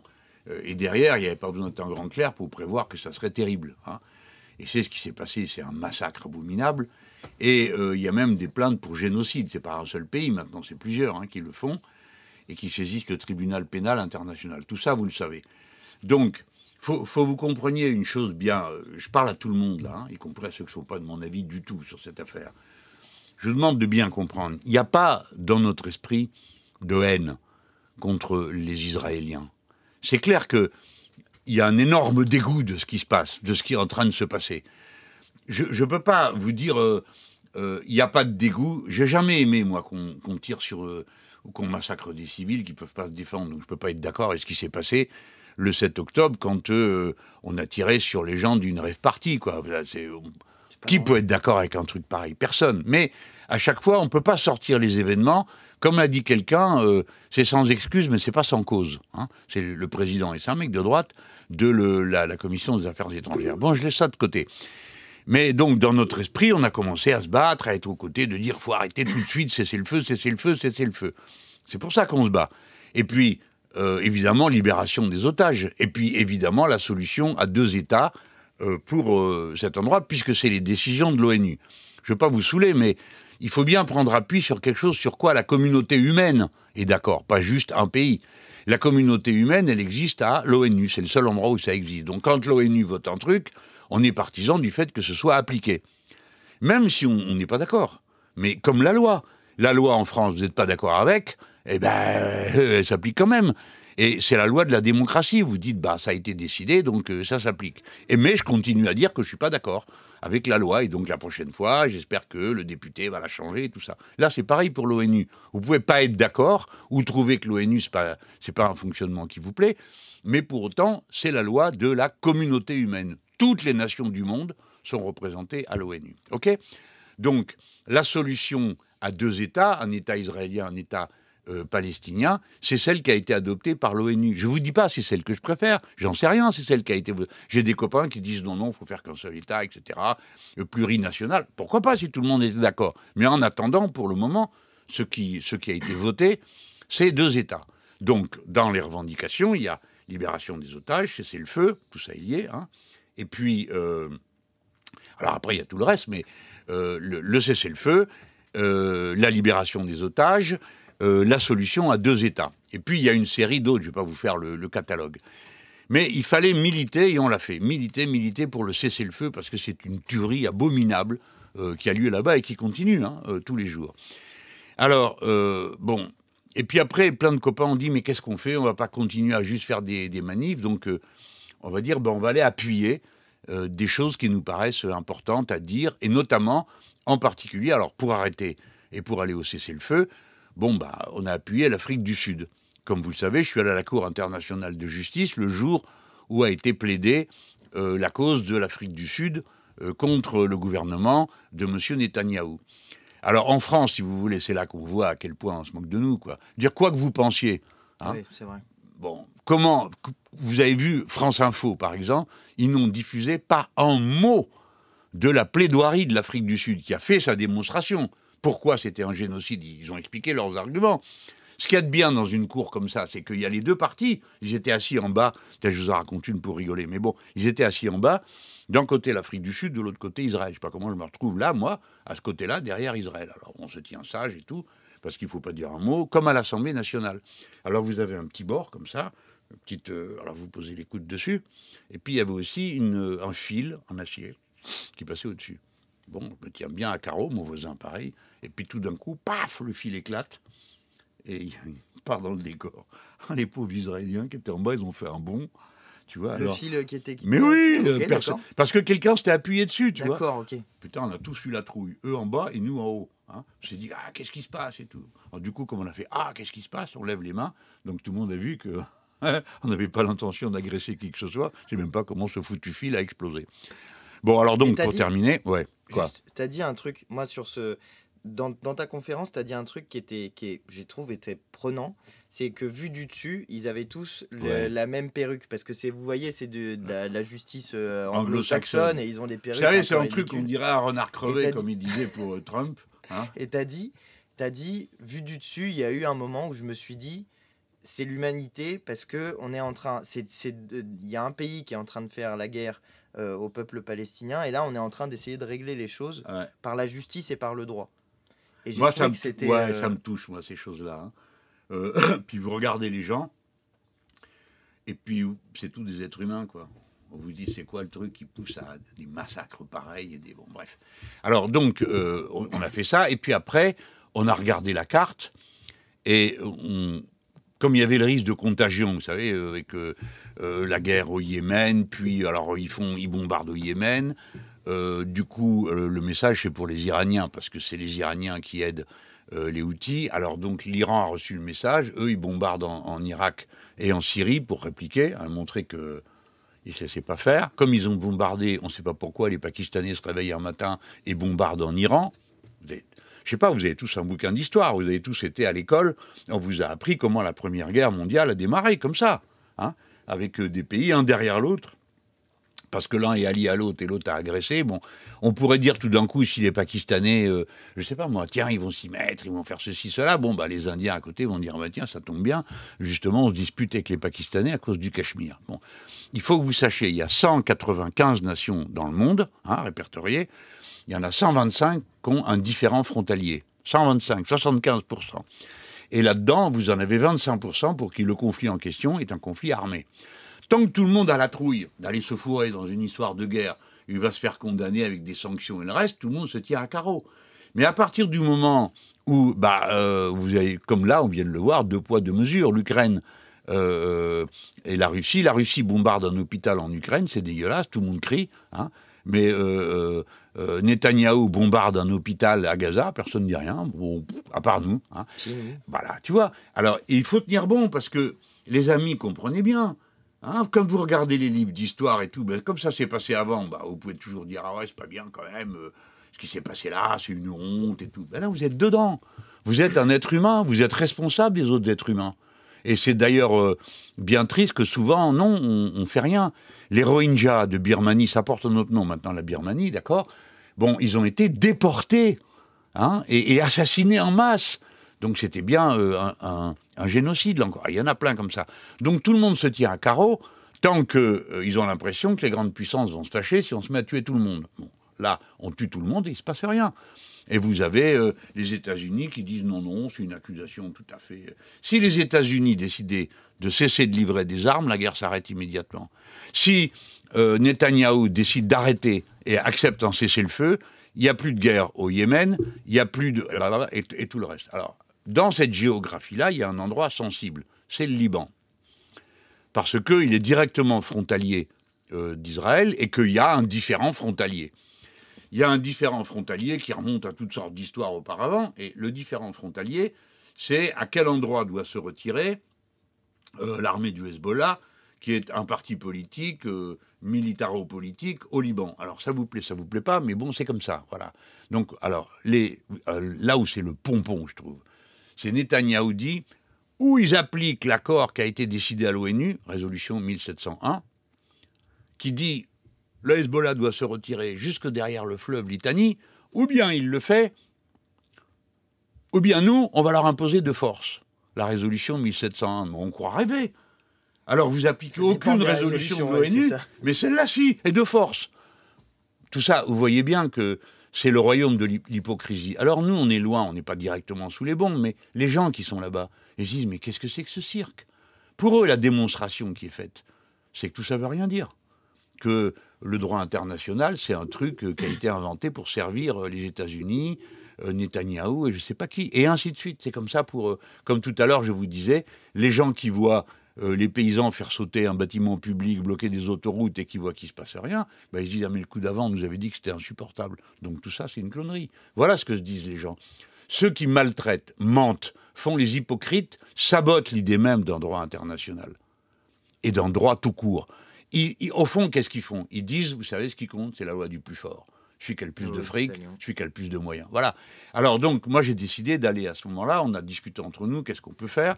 Il y avait une idée qui était d'aller sur la ligne de front à Rafah, d'accord, entre le point de contact entre l'Égypte et Israël. Et c'est Éric Coquerel, qui est le président de la commission des finances et qui est un élu insoumis, qui avait cette idée avec Thomas Porte et quelques autres. Et ils n'avaient pas l'autorisation des Égyptiens. Finalement, ils l'ont obtenu et ils vont y aller. Mais au moment où moi je prends ma décision avec notre équipe, là, je demande aux uns et aux autres comment ils voient les choses, on dit qu'est-ce qu'on peut faire d'utile. La première chose qu'on peut faire d'utile, c'est d'abord de redonner le moral à ceux qui ont des problèmes avec ça. Et notamment les Libanais. Pourquoi ? Parce qu'on est très liés aux Libanais, par l'histoire, par des mœurs communes, par plein de choses. Et donc, ce qu'il faut, c'est dire aux Libanais, puisque le gouvernement français a pris des engagements, primo, n'est pas intervenu au Yémen. 2, on a 700 Français sous casque bleu. Ouais, ça c'est... Eh bien ouais, 700 militaires français. Le chef d'état-major des troupes de l'ONU, c'est un Français. Donc, il faut bien que vous compreniez, les amis, si quelqu'un, devinez qui, passe la frontière et tape sur l'ONU, parce que comment voulez-vous qu'il fasse autrement ? C'est eux qui sont là, qui s'interposent. Tape des Français. D'abord, on défend nos compatriotes, puis deuxièmement, ça s'est déjà produit une fois. C'était sous la présidence de François Mitterrand. Et ils ont fait sauter le bâtiment dans lequel étaient les Français. Le Drakkar, je crois que ça s'appelait ce bâtiment. Qu'est-ce qui s'est passé? François Mitterrand y a été, et 2 jours après, on a bombardé dans la plaine de la Bekaa. Parce que ça n'existe pas, le fait qu'un soldat de l'ONU, il a aussi une nationalité. Et ça n'existe pas qu'on se laisse tuer. Alors pour l'instant, à Gaza, il y a eu beaucoup de gens de l'ONU qui ont été tués. Donc par précaution, il faut montrer que tous les Français sont solidaires. Nous, les Insoumis, on représente en quelque sorte les Français de gauche, quoi. Alors on va et on dit aux Libanais, vous êtes de droite, vous êtes de gauche, vous êtes Hezbollah, vous êtes maronite, vous êtes druze, vous êtes tout ce que vous voulez, on est solidaires avec vous, les Libanais, pas touche au Liban. C'était ça le message numéro 1. Puis après, c'est comprendre ce qui se passe là-bas. Et donc parler avec les uns et les autres. Donc on a rencontré notamment le général Joseph Aoun, qui est le chef d'état-major de l'armée libanaise. Alors le gars, il a sur son dos le fait qu'il n'y a pas de président de la République au Liban, ça n'arrange pas les choses, et que lui, il a la responsabilité 100% de la sécurité de la frontière. Donc le gars, il nous dit, écoutez, moi j'ai tout ça sur le dos, si je vais sur la frontière comme vous le demandez, qui c'est qui va s'occuper de la lutte contre le trafic de drogue, contre ceci, contre cela, parce que des problèmes, ils en ont aussi 100. Il dit, est-ce que vous allez nous donner du matériel pour pouvoir y aller? Est-ce que vous allez pouvoir nous donner de l'argent pour pouvoir payer des troupes nouvelles? Vous voyez, c'est des problèmes très concrets. Mais si vous ne réglez pas les problèmes concrets, vous ne réglez aucun problème du tout. Donc, aider les Libanais, c'est d'abord dire qu'on est solidaire avec eux, c'est en dehors du champ politique, et deuxièmement, dire que on est prêt à aider, à donner le coup de main, que si, par exemple, le gouvernement nous dit on va aider l'armée libanaise, nous, on lèvera la main pour aider l'armée libanaise à se déployer. Et franchement, ça serait de l'argent qui serait aujourd'hui mieux employé au Liban qu'en Ukraine, où ça ne sert à rien, parce que de toute façon, la guerre, elle continue, comme vous le savez. Bon, et alors on amène des canons, il y a encore des canons français, déjà qu'on n'a plus pour nous-mêmes. Enfin bref, c'est une autre histoire. Mais vous comprenez que... Ouais. Ah bah ouais. Oui, c'est une autre histoire, mais tu as une histoire quand même qui est... Parce qu'en Ukraine, nous, on avait fait une proposition en faveur de la paix et en faveur de la sécurité dans le secteur. Parce que c'est un truc que tu répètes aussi, mais en Ukraine, il y a des centrales nucléaires et tu laisses... une zone de guerre avec des centrales nucléaires, avec des gens qui sont déraisonnables au possible. Et nous, on avait fait une proposition justement d'envoyer des casques bleus, et y compris que que si ça avait été nous au pouvoir, qu'on aurait envoyé on était prêt à envoyer des casques bleus des Français sous casque bleu, quoi. L'idée, c'était que si on faisait ça, au lieu de passer des coups de téléphone à Poutine et tout ça, là, ça sert à rien. Il va aller me dire, on est tous d'accord qu'on ne voit pas d'incident avec les centrales nucléaires. Vous en connaissez un qui lève la main pour dire, si, moi je veux. Bon, non, ça n'existe pas. Donc tout le monde dirait, discutons de comment on va s'y prendre. Alors on va faire un rayon autour de chaque centrale de 1 km, 2 km, où personne ne met de troupes et personne ne tire. Donc vous commencez à avoir une carte dans laquelle vous avez des zones de non-combat. Ça s'appelle début de la négociation sur la paix. Oui. Parce que les gens, j'aime mieux vous dire une chose, à la fin, on va négocier la paix. Et devinez avec qui vont négocier les Ukrainiens? Pas avec nous, mais avec les Russes. Donc, en fait, on négocie avec son ennemi, pas avec ses amis. Et c'est pareil pour ce qui se passe aujourd'hui au Proche-Orient. À la fin, ça doit se terminer par une discussion entre le gouvernement de Netanyahou et les gens avec lesquels il fait la guerre, contre qui il fait la guerre. Bon, voilà, c'est comme ça. Donc, tout ça, c'est pour vous dire que, pour moi, le Liban, c'était très important d'y aller. Alors, on a fait une petite cérémonie sur place. On était 3. J'ai vu ça. On était 3. Bastien Lachaud, qui est membre de la commission des finances. Younous Omarji, qui est le président de la commission des régions au Parlement européen. Et qui connaît beaucoup de choses au Liban. En plus du reste, puis qui est directement concerné, parce que figurez-vous que Madame van der Leyen, le petit génie européen, d'accord, ils n'ont rien trouvé de mieux à faire, tiens-toi bien, que de dire que puisque c'était la guerre, très bien, donc eux, ils ne donnent pas de subvention qui était prévue. 130 millions. Tu as le moment où ils ont besoin de fric, où l'État est en défaut, quoi. Alors il va y avoir toute une discussion pour que l'argent puisse aller là-bas. Mais Madame van der Leyen, elle a attendu rien du tout. Elle est allée directement à Tel Aviv dire « Oui, on est absolument d'accord avec tout ce que vous faites. » Qui lui a demandé d'aller là-bas? Au nom de qui? Pour quelle raison? Qu'est-ce que ça veut dire, ce truc? C'est pareil que la présidente de l'Assemblée nationale. Qu'est-ce qu'elle a été foutre à Tel Aviv? Depuis quand? C'est la présidence de l'Assemblée nationale qui représente la politique étrangère de la France. Non, c'est le ministre, c'est le président. Bref, tout ça, vous l'avez vu comme moi. Et moi, je sais comment ces messages sont reçus. Partout là-bas dans cette région du monde, on dit les Français sont avec Netanyahou. C'est ça le problème. Quand je suis allé au Liban, les gens étaient déçus, malheureux. Voilà, donc je suis allé au Liban. Les copains m'avaient dit où tu viens maintenant, où c'est plus la peine parce qu'on ne sait pas. Tous les jours, il y aura un problème. Il y a d'ailleurs, en ce moment, c'est une extrême tension. Voilà, alors moi, je redis mon slogan, pas touche au Liban. Pas touche au Liban, pas touche au Liban. C'était ce que tu avais dit dans la conférence. Qu'est-ce qu'on me demande encore ? Il y a plein de trucs. Il y a déjà des gens qui disent « Bonjour, merci Monsieur Mélenchon de vous tenir droit politiquement, vous faites du bien ». Et voilà, comme bon, des merci, trucs sympas, c'est sympa, voilà. ouais. Après, tu as 2-3 questions ici. Un commentaire sur Oudéa Castéra si tu as envie. Des conseils pour rejoindre l'Institut de la Boétie. Voilà. La Boétie, c'est des réunions qui sont... Peut-être expliquer ce que c'est. La Boétie, c'est les gens, notre fondation, institut qui fait de la formation et de l'échange intellectuel. Si vous voulez, le mouvement insoumis, il reconstruit ce qu'a été la gauche.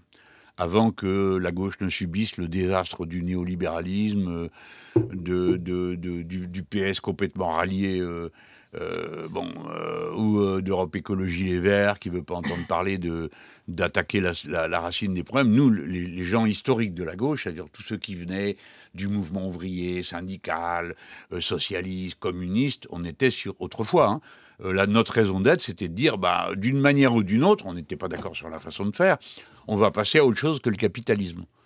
Si vous ne voulez pas passer à autre chose que le capitalisme, vous faites macroniste, vous faites, je sais pas quoi, moi, les républicains. Il faut commencer à être un peu raciste, mais bon, pas tous, hein, ils ne le sont pas, heureusement, tous. Mais voilà, c'est ça le truc. Mais si vous êtes pour passer à autre chose, c'était comme ça que faisait la gauche. On disait, c'est pas le pognon qui décide, c'est le peuple. Bon. Je résume, hein, je caricature aussi, hein, je suis conscient de ça. Mais c'est pour vous dire. Alors, tout reconstruire un mouvement dans le combat, dans les élections, etc. Bon, remonter à 22%, c'était pas mal, non ? C'était un beau résultat. Et puis, on a créé des groupes locaux, et puis on a recréé, et on a créé une machine à fabriquer de la pensée. Alors, pour fabriquer de la pensée, il faut que la machine soit au point, hein. Donc, c'est-à-dire que les gens qui viennent pour penser avec nous, évidemment, il faut qu'ils soient anticapitalistes. Mais ceux qu'on invite ne le sont pas forcément. C'est ça, c'est ce que j'allais dire. Parce que le truc sur l'économie, là, ouais. Il y a, je crois, le responsable du programme économique de Macron qui a participé. Ouais. C'est ça. Oui. Donc, il y a des gens qui viennent participer à l'Institut La Boétie qui, de base, sont...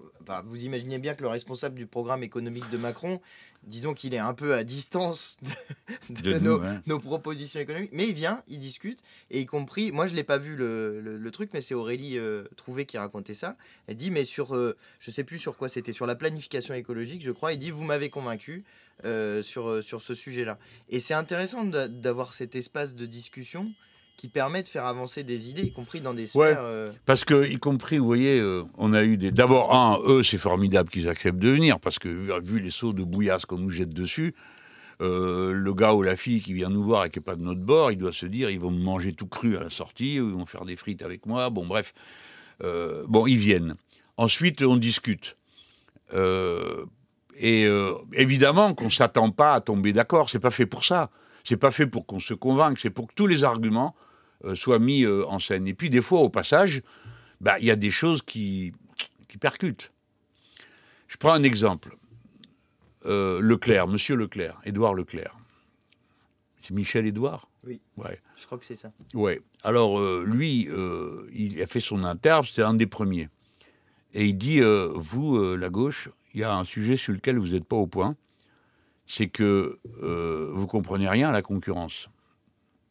Et donc, vous proposez rien à propos de la concurrence, à part la faire cesser. C'est-à-dire quand vous décidez de faire un monopole public. Et moi, je me suis dit, c'est une question qui est valable. Puisque nous, on n'a jamais dit qu'on allait tout nationaliser. C'est vrai. Donc, et même ce qui est nationalisé, c'est pas mal des fois qu'il soit en concurrence avec... dans le secteur dans lequel il est, avec, par exemple, un autre pôle public, tu vois. Donc, qu'est-ce qu'on aurait à dire sur une organisation socialisée, socialisée au sens de rendu raisonnable, de la concurrence. Donc, moi, je vous dis, à chaque fois, j'apprends quelque chose, dans les gens qui parlent, qui posent des questions, ça me fait réfléchir. Donc, l'Institut La Boétie, alors, ils font ça d'abord, des débats où on va au fond. Et puis, il y a une école de formation interne. Alors oui, pour les débats, comme pour les gens qui sont là, les gens qui sont là, c'est des gens de gauche qui organisent tout ça, hein, mais ils font ce qu'ils veulent. C'est-à-dire que c'est pas nous qui disons, bah la ligne c'est ça, donc vous devez faire comme ça. Bon.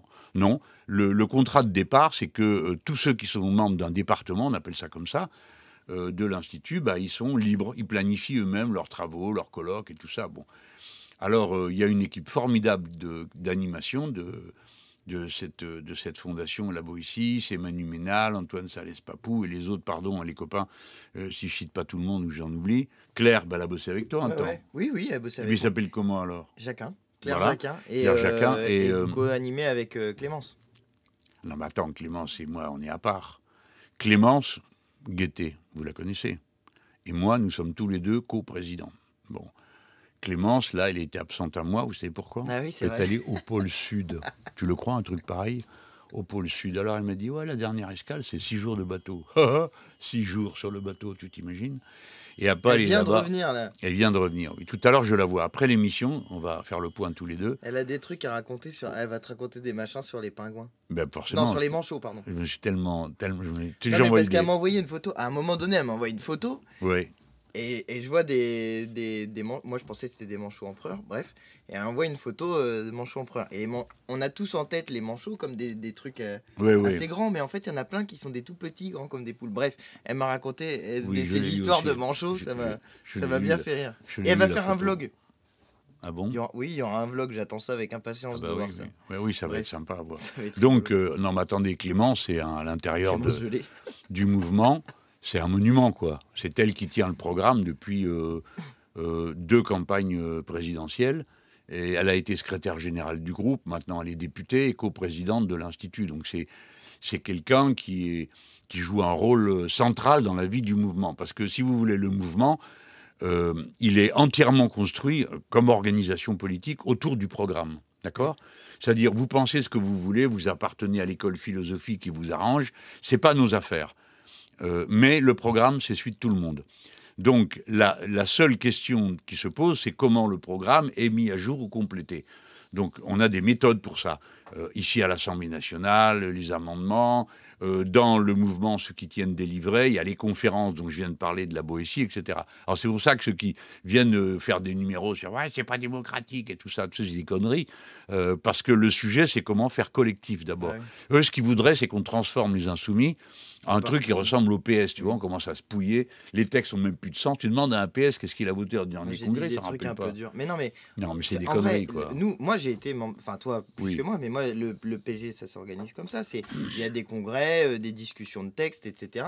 Et ce qui se passe dans ce genre de situation, tu peux avoir des trucs désagréables de l'effet des organisations collectives, du genre, tu as des désaccords de personnes, et pour régler des désaccords de personnes, tu t'inventes un désaccord politique. Et donc, tu viens faire la motion A, la motion B, la motion C. Regardez au PS, ils ont des désaccords politiques sans doute, mais c'est d'abord et avant tout des désaccords de personnes, et en plus, y compris des désaccords de personnes qui nous font intervenir, nous, qu'on n'a rien demandé, que les insoumis sont trop radicaux, je sais pas quoi, et que Mélenchon, on l'aime ou on l'aime pas. Enfin, ils s'inventent des trucs, et à la fin, sur ce qui concerne le PS, ils arrivent à une division 50-50. Bonjour le résultat. Moi, je préfère avoir un mode d'organisation qui crée ce que tu disais, qui crée du collectif, parce qu'on n'a pas envie de se ça, nous, sur la c'est tête, pas quoi.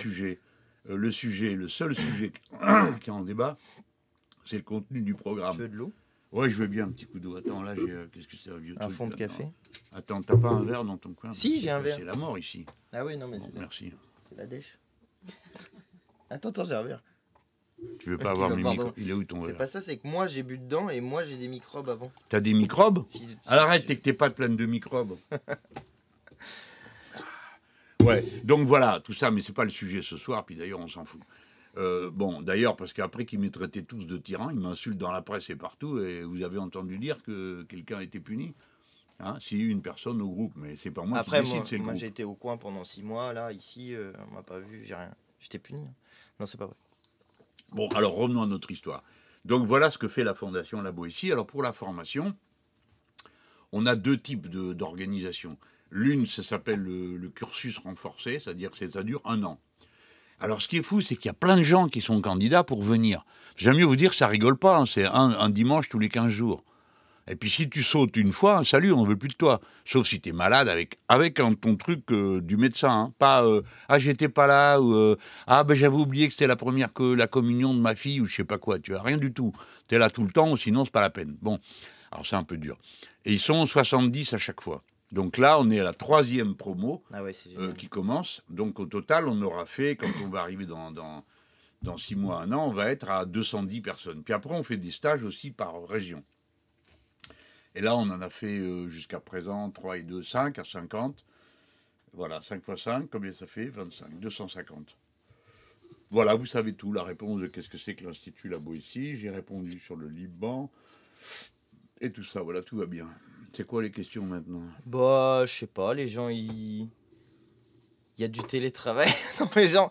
En fait, ce qui me fait marrer sur Twitch, c'est que les gens, ils ont à la fois des questions qui peuvent être des questions genre maxi grand angle, t'en as pour 2 heures pour répondre, et des questions très... Alors, les européennes, les amis, on peut pas répondre. Juste, je vous dis pourquoi. Ici, on est à l'Assemblée nationale, on n'a pas le droit de parler des élections européennes. Enfin, on a le droit d'en parler, on n'a juste pas le droit de dire pour qui voter. Mais du coup, on préfère pas n'en parler du tout. Comme ça, c'est... Ouais, on comme est ça, dans on est un endroit tranquille. que c'est pas fait pour. Oui, là, il y a plein de Ouais, trucs y a plein de questions super, de tous les gens. ouais, Attends, super c'est un truc. intéressants. Attends, je vais l'arrêter. Hop. Quoi? Ça, c'est question Et européenne. qu'est-ce que vous avez lu le 14 juillet d'Éric Vuillard? Super. Ah oui, c'est génial. Après, on a dit qu'on Pensez- parlait pas de livres non plus. Bon. Pensez-vous que votre électorat vous suit sur la question de l'IVG? Mais... Ah oui, parce que ce soir-là, en ce moment, il y a le vote sur l'IVG. Ouais, Justement, ouais. moi, je suis en train de regarder. C'est pour ça, tout à l'heure, je regardais mon téléphone. Parce que potentiellement, le vote sur le texte IVG, soit il est avant 20h, soit il est après 21h30. A priori, c'est plutôt parti pour 21h30. Alors- Mais potentiellement, à un moment donné, je me barre en courant. Ouais, moi aussi, Je te on est laisse parti tout là seul. Non, non, tu rigoles. Non, c'est... Ça, on a déjà tellement Non, je parlé. charrie, que- charrie. Je charrie. Alors, qu'est-ce que tu veux que je dise là? Elle me dit, Sur est-ce que l'I- votre électorat vous suit sur l'IVG? Bah oui, la Bah, preuve, non. il a voté pour nous. Et dans Puis le même pas programme, que c'est notre- marqué. Donc, on peut penser que ceux qui ont voté avec nous aux élections, bah, ils sont d'accord avec l'idée que l'interruption volontaire de grossesse, qu'on comprenne bien, hein, c'est une liberté, c'est un droit, c'est pas une obligation. Donc, par exemple, vous êtes chrétien, vous êtes catholique, et vous êtes pratiquant. Vous suivez la loi morale que l'Église vous propose. Bah, vous faites bien ce que vous voulez. Si vous décidez que l'avortement ne vous concerne pas, ça ne vous concerne pas. Je parle de la femme, hein, parce que c'est la femme qui avorte, et pas le mec. Hein. Bon. Donc, si vous voulez, la liberté, l'IVG, c'est une liberté, et chacun gère sa liberté d'après sa morale. Moi, j'ai la liberté physique de mettre une gifle à Antoine si je veux, je ne le fais pas, parce que ma morale me l'interdit et mon affection pour lui. D'accord. J'espère. Mais tu vois, bon, ma morale encore, ça pourrait se discuter, mais mon affection pour toi est l'argument ultime. Hein. J'ai pas envie. Bon, mais c'est ça que ça veut dire. C'est pareil pour le suicide assisté. Moi, je suis pour le suicide assisté. J'y suis pour des raisons philosophiques, on n'en parle pas, mais c'est une liberté. On va pas dire, ah, tout le monde doit se suicider. Ça voudrait dire quoi, ça? La loi républicaine, elle interdit certaines choses, et pour le reste, c'est des libertés qu'elle crée. Une liberté absolue, ça n'existe nulle part. Jamais dans aucun domaine. Même la liberté d'expression, elle n'est pas absolue. Vous n'avez pas le droit d'injurier quelqu'un, vous pouvez être puni. Sauf un insoumis, vous pouvez l'injurier du matin au soir, personne ne le punit. Vous pouvez aller à la télé, dire des saloperies et des mensonges contre nous. Il n'y a pas un journaliste qui va dire... L'autre jour, il y a un taré qui a dit Mélenchon est une ordure antisémite. Tu vois déjà la profondeur du vocabulaire du mec. Mais bon, le journaliste n'a pas dit « Ah, monsieur, écoutez, c'est pas possible, on ne peut pas parler comme ça à la télé. Soyez polis comme ils nous font à nous. Hein. Vous êtes excessif, vous êtes violent. » Mais eux, quand ils le sont... Alors, bref, ça, vous pouvez le faire. Ah bah oui, on Tu peut vois, en parler. mais Tu vois, des sanctions les à libertés, l'Assemblée voilà comment il faut concevoir la loi républicaine. Voilà, donc... Puis vous savez, c'est une question... Non, mais on a dit, on fait pas de philo, parce qu'ils vont m'interroger là-dessus, je pense, demain. Sur, le sur, 26, sur ouais. la philo, ouais. D'Ivoire, alors, tu as une autre question, là, marrante, ou quelque chose qui me... Posez, alors allez-y sur les questions... C'est un mur porteur derrière toi, je sais pas, moi. Non, pas du tout. En fait, pour vous raconter... On est dans un baraquement, là. On est dans un préfabriqué. Ils disent Parce préfa, ça veut dire baraquement. Ouais. Non, mais ça fait un peu plus stylé, tu vois. On est dans des bureaux en toc. Mais parce qu'en réalité, les bureaux dans lesquels on était sont en travaux. Et on s'est un peu fait arnaquer, en réalité, quand on a pris les bureaux là-bas, parce qu'ils sont en travaux pour 4 ans. Donc on va rester toute notre vie dans le préfabriqué, tout le monde. Hein. Les insoumis, hein. Ouais, les autres, insoumis. non. Si, il y a des Ah bon modems au-dessus, il y a des modems. Ah. Ah, mais tu vois, c'est les pigeons de l'année, quoi. Les modems et les insoumis, on s'est fait avoir par... Bah oui. voilà. Alors, ça y est, c'est reparti. Tu penses à l'Empire... À quoi? Ok, ça c'est un même. Tu penses à l'Empire romain combien de fois par semaine, Jean-Luc? En fait, Pourquoi? il y a eu un mème sur... c'était TikTok, c'est ça? Je sais pas si tu m'entends. Tu sais, le truc, tu penses à l'Empire romain combien de fois par semaine? C'était un truc qui était sur TikTok. Et c'était pourquoi? Parce que les hommes, ils disaient plus souvent que les meufs que c'était souvent. Voilà, il y avait une différence. Quoi? Les hommes, en gros, sur TikTok, il y a eu un truc sur tu penses à l'Empire romain combien de fois par semaine? Et les hommes répondaient une fois ou assez fréquemment, et les femmes, jamais. Tu vois. Et il y avait une différence de genre, les hommes pensent plus souvent à l'Empire romain que les femmes. Mais par ailleurs, ce que vous ignorez sur Jean-Luc, c'est que l'Empire romain, ça fait partie des... Et moi, je t'ai fait un cadeau. Ça fait partie de quoi? Ça fait Termine partie ta des... phrase. L'Empire romain, ça fait partie des trucs dont tu parles de temps en temps. Parce Avec que... toi? Oui, Les avec autres, ça moi. les intéresse pas. Non, bien sûr, mais dont on parle. Et moi, j'ai souvenir d'un cadeau que je t'ai fait. Peut-être toi, tu l'as oublié ou perdu. Mais pour ton anniversaire, je t'avais offert une pièce de Caracalla. De l'époque de Caracalla. Et vous irez Et pourquoi? Parce que Parce que Caracalla... Caracalla, les dits de Caracalla. Voilà. Vous connaissez Attends, où les je dits l'ai de mis Caracalla? Je sais pas où je l'ai mis. Non, j'ai Oui, pas. bah, je sais non, bien, non, je sais non, bien j'ai que pas tu l'as perdu. Tu rigoles, j'en non. étais sûr. C'est Tu gros rigoles. Attends, c'est gros comme ça, C'est donc tout forcément que petit. c'est perdu. Parce que Caracalla, c'est la première fois que le gars décide qu'un empereur romain, parce qu'empereur, ça n'a pas le même sens à l'époque que maintenant, mais bon, peu importe. Et il a décidé pour la première fois que tout le monde, tous ceux qui étaient dans les frontières de l'Empire romain, étaient citoyens romains. Alors, bon, ça n'a pas duré longtemps, parce que c'était une mesure qui était inapplicable. Comment tu fais voter un truc pareil? Bon, d'ailleurs, les Romains, quand ils votaient, ils trichaient comme des animaux. Alors, ils votaient par tribu, tu vois. Alors, ils se mettaient en file, il y avait une corde, et puis tu suivais la corde. Ok. Mais attends, tu vas voir le truc. Chaque tribu avait à la fin un nombre de voix, tu vois. Genre, la tribu A, c'est 4 voix, la tribu B, c'est 5 voix. Donc, qu'est-ce qui se passait? Quand toi, tu es dans une tribu qui n'a qu'une voix, par exemple, hein, bah, quand les autres avaient voté, tu as compris que ça servait à rien. Donc, tout le monde se taillait en cours de route. Et puis, quand tu étais le long de ta corde, tu avais des mecs sur le bord qui te disaient « Chouf ». Alors, ils prenaient ton bulletin de vote, ils t'en filaient un autre, ils te filaient des pièces avec, tu vois. C'est bien. Donc, ils achetaient les mecs C'est tout le pas long, mal, quoi. c'est pas mal. Ça a l'air d'être un système efficace. On devrait y ouais, réfléchir tu parles. assez sérieusement. Ça va pas, non? Ça s'appelle la corruption, ça. Pas bien. Donc, si vous me lancez sur l'Empire romain, on est encore là demain. Non, Vous mais savez qui c'est qui a inventé l'argent à pas d'odeur? Non. Un empereur romain. C'est vrai? Oui, devine qui? Néron. Cherche. Non, Néron, c'est un type sympa comme pas. Et non, c'est Vespasien. Ah bah il y a quelqu'un qui l'a dit, dis donc, et il y en a qui sont forts. Hein. Qu'est-ce qu'il met? Regarde Vespasien. Trop fort, Vespasien, très Comment bien. vous savez? Ben parce que et à l'école, ils faisaient pas comme toi des cocottes en papier en jouant avec les Je copains. faisais pas des cocottes en papier, T'écoutais j'arrête pas pas les de les cours. saouler avec la Révolution une fois toutes les semaines. Tu vois, chacun ses lubies, tu vois, moi j'arrête pas. C'est une moi fois par qui lui ai semaine. refilé le virus de Une la fois par Révolution. semaine, je leur dis, vous connaissez la Constitution de 1793, on s'amuse bien. Non mais et l'argent Ils à en pas auront d'odeur, c'est parce Vas-y, que mais pourquoi? ben parce que il avait organisé des pissoirs publics, des pissotières, Ok, et il fallait payer. ok. Après la pissotière publique, quelqu'un a dit c'est quand même une honte quoi. Vous avez pas honte? Il a dit non, j'ai pas honte, l'argent a pas d'odeur. Bah, il devrait. Et Pas mal hein. comme c'est pas trouvaille. mal, c'est pas mal. Et sur ce sujet aussi, il y a une proposition de loi insoumise. Je te jure que c'est vrai. On a fait une proposition de loi pour que les toilettes à la SNCF soient pas payantes. Vrai truc. Pour que les toilettes soient... Parce que moi, Vous voulez faire franchement... des lois sur les Non mais chiottes? tu rigoles, mais ça saoule tout le monde. Tout le monde de devoir payer pour aller pisser, ça saoule Ah tout oui, le monde. ça, c'est Alors vrai, l'argent c'est a pas énervant. d'odeur, très bien, mais n'empêche qu'avant il y avait des toilettes publiques pour aller aux toilettes et maintenant voilà. Donc nous on a fait une proposition de loi directement utile où vous pouvez aller pisser gratuitement. Bon, Ah, c'est bien pas ça. notre proposition de loi pour le pouvoir d'achat la plus forte, mais c'est juste pour arrêter d'être saoulé, Oui. de pas avoir les 50 En fait, centimes vous qu'il êtes faut des mettre. petits bourgeois. Mais non, c'est pas ça, vous c'est aimez juste que pas des qu'on fois, vous t'as compte juste. votre Non, pipi. mais c'est purement pratique. Quoi? Des fois, t'as pas 50 centimes sur toi, tu peux pas pisser. Donc, c'est quand même assez désagréable comme, Ok. moment. C'est plus à l'aspect pratique. Donc, vive C'est pas qu'on est des l'empereur radins. Vespasien, mais il payait aussi à l'époque. Bah ouais. Et qui c'est le fils de... Là, celui le malin, là, qui sait tout, là? Qui ça qui dit. Le Bah fils non, de il y a- Vespasien qui devient ensuite, c'est qui? je sais pas, il y a quelqu'un qui a parlé du fils de Vespasien, effectivement, mais j'ai raté le. On va encore passer pour des antisémites, parce J'ai que raté le truc. Vespasien et son fils Titus, bon, c'est eux qui ont foutu le feu au temple de Jérusalem. Donc, on change de sujet.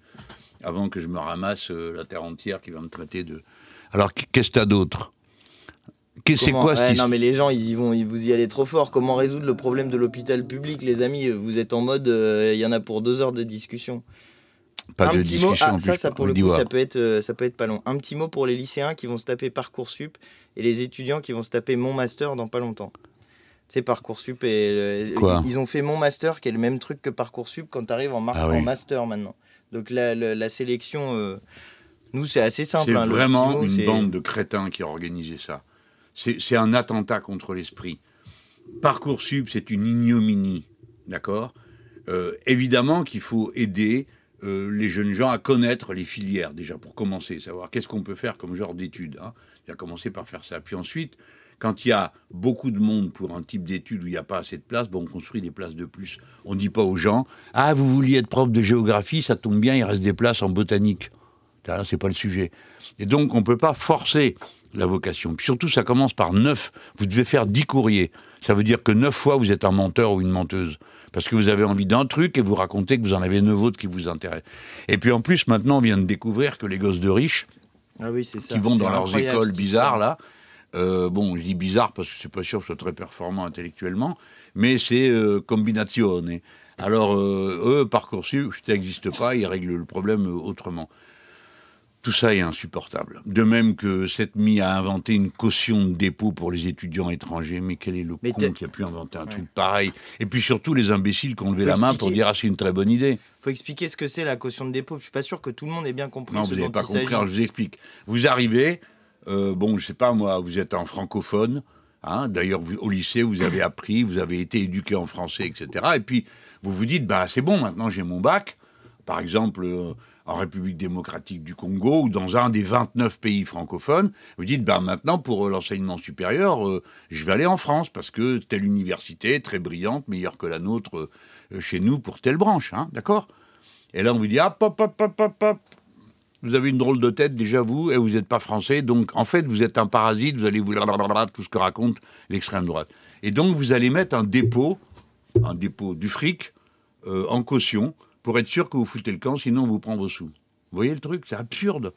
Donc les gens, déjà, on a augmenté les tarifs d'inscription pour les étudiants étrangers, c'est un scandale, et en plus, on leur dit, on vous prend une caution.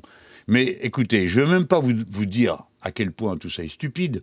C'est-à-dire que vous allez vous priver de dizaines, peut-être de milliers d'intelligences disponibles pour la recherche en France, pour apprendre des profs, et puis eux-mêmes vont ensuite être des chercheurs, bref, tout ce que ça rapporte, une intelligence de plus sur nos bancs.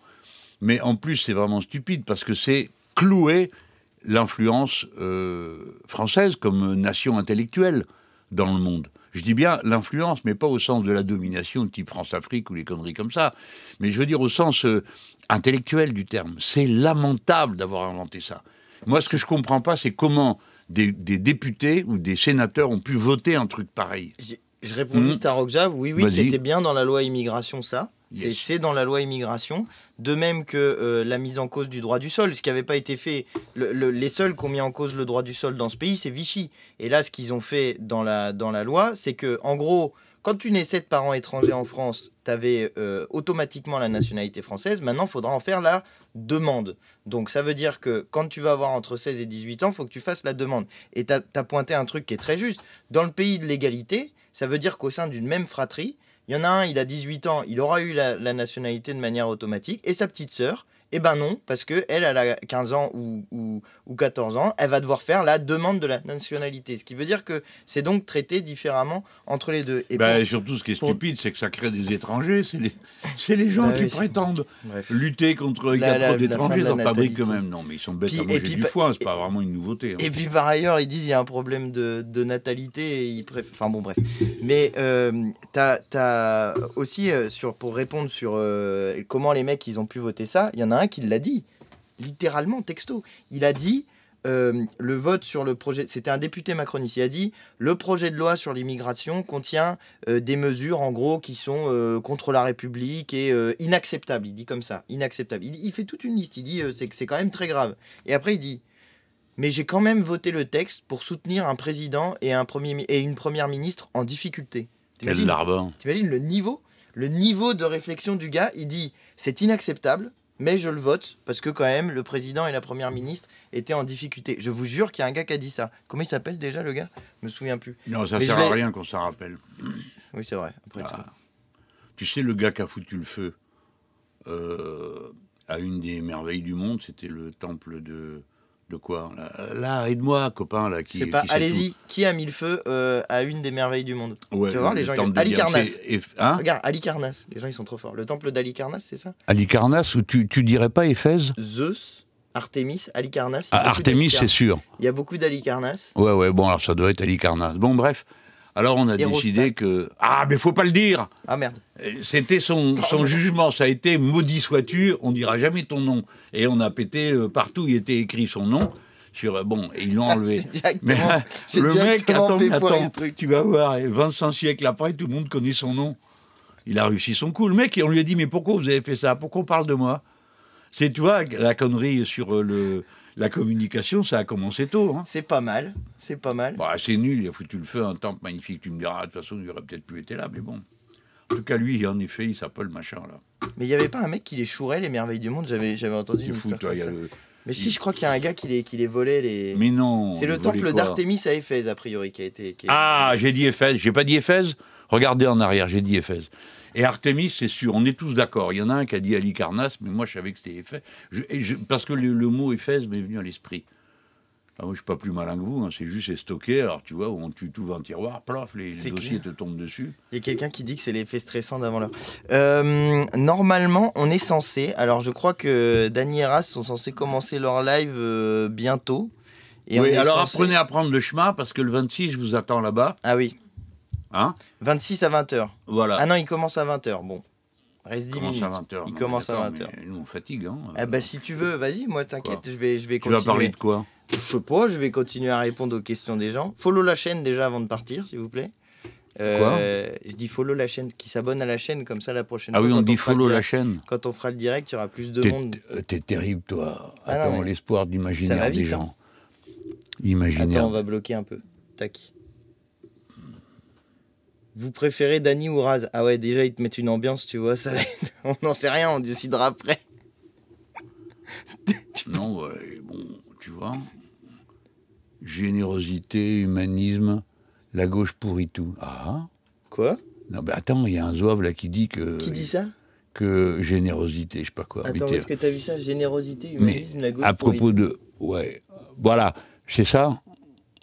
Beaucoup d'étudiants n'ont rien à faire à la fac et n'obtiendront... Ah voilà, ah ouais, disons, c'est pas mal. Beaucoup d'étudiants n'ont rien à faire à la fac et n'obtiendront aucun diplôme. En voulant que 80% d'une classe d'âge ait le bac, par égalitarisme, la gauche a saturé et pourri l'université. Sous couvert de générosité et humanisme, la gauche pourrit tout. Ah ça, il y a de quoi parler sur le sujet. Bah, non, mais je veux dire, c'est un préjugé. Déjà, pardon. Tu vois, ouais, vas-y. Déjà, pardon, mais générosité et humanisme, ça pourrit. Le point de départ me semble assez problématique, mais bon. Ouais, admettons, la générosité, ça pourrit. C'est pas grave. Non, mais le gars, c'est surtout le problème, c'est qu'il ne comprend pas ce qu'est la vie de l'esprit. Bon, alors, vous avez le droit, hein, mais l'idéal républicain, par exemple, c'est de dire que plus on élève le niveau d'éducation et de connaissance, meilleure est la société. Hein. Alors, peut-être que ce n'est pas tout à fait vrai, mais ce qui est sûr, c'est que si on la baisse, ça ne l'améliore pas. Hein. Sur tous les plans. Donc, on a toujours travaillé, nous, la gauche, ça c'est vrai, à faire que on puisse avoir, apprendre encore. Moi, quand j'étais à l'école, la scolarité obligatoire, c'était 14 ans. C'est la gauche qui a amené à 16 ans. Mais il y avait déjà des gens qui disaient, ça va pas, non.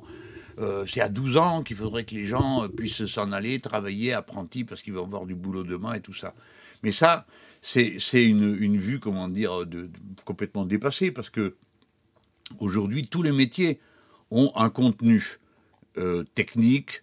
Et moi, je dis les métiers, c'est des sciences pratiques. Hein. Même quand, par exemple, vous devez nettoyer un endroit où il y a des machines qui produisent de l'alimentation. Il faut être capable de comprendre les produits qu'on utilise, pourquoi, comment, etc. Donc, l'élévation du niveau de qualification, ça passe par l'élévation du niveau de savoir. Donc, 80% d'une classe d'âge, vous voulez quoi? Qu'on dise qu'il n'y en aura que 50? C'est absurde. Donc, on n'a pas fait cadeau du bac. Et j'espère que vous ne faites pas partie de ceux qui disent que c'était mieux avant. Parce que d'abord, avant, vous n'y étiez pas et moi, oui. Et je peux vous dire que c'était pas mieux.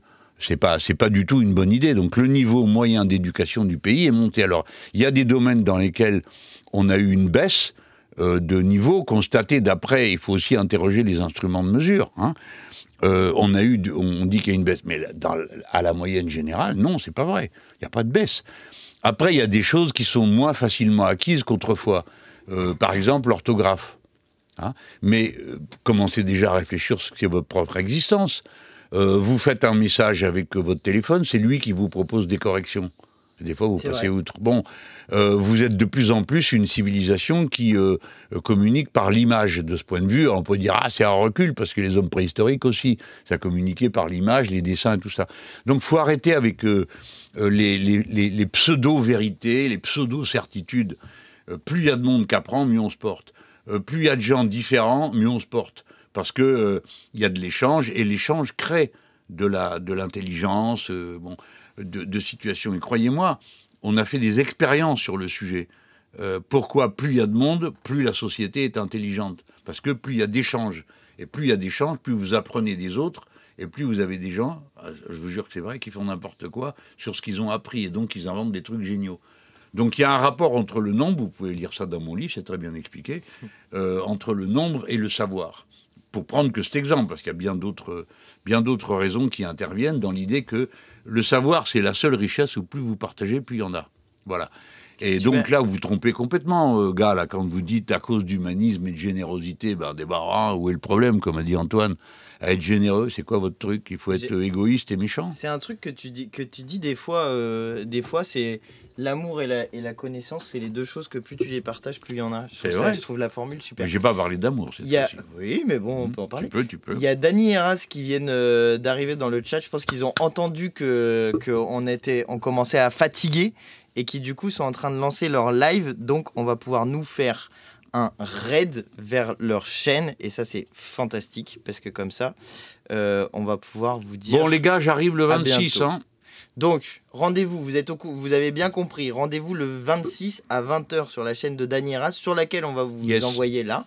Donc si jamais vous connaissiez pas Dany et Eras, ce dont je doute, vous n'hésitez pas à suivre leur chaîne en arrivant. Nous on prépare le petit raid vers chez Dany et Eras. Je suis pas très balèze, mais c'est pas grave. Comment t'es pas balèze? Regarde, hop. Passe ta vie là-dedans. Ouais, bah d'accord, mais enfin bon, je suis pas un qui m'a expert mis de des ça, je suis petits cœurs avec sociologue. je sais pas quoi. Mettez-nous des petits cœurs avec. Non, attends, je demande ce que c'est. Il y a des petits cœurs partout.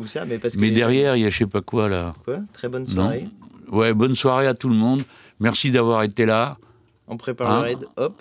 Ça y est, c'est le raid. C'est pas encore fait, mais quand la barre sera ici à la fin, on pourra le lancer. Oui, il y a une barre qui doit être à la fin. Voilà, elle diminue, elle diminue, elle diminue, elle diminue, elle diminue. Tu vois, elle diminue, le petit machin violet là. D'accord. Ça baisse, ça baisse, ça baisse, et à partir du moment où c'est à peu près par ici. Et ça veut dire un truc spécial quand il y a des cœurs violets et puis d'autres qui sont. Non, je crois pas. Attends, c'est pas un cœur, c'est une fraise que je viens de voir passer. Et il y a des filles, regarde, il y a carrément des filles. Des filles, parfait. Merci pour le stream. On dirait qu'il est avec son grand-père. Vous exagérez, les amis. On a dit qu'il avait l'âge de mon père, pas mon grand-père. Ah non, son grand-père, je peux pas. Ça fait. Non, là, ça fait quand même. C'était il y a un moment, les amis. Je suis pas si jeune que ça. Je sais, j'ai l'air, mais. Non, t'as pas l'air, je trouve. On t'aime. Bisous. Des cœurs, des cœurs. Non, Jean-Luc le BG, c'est toi. Hein. C'est pas moi. Ok, merci tout le monde d'avoir suivi.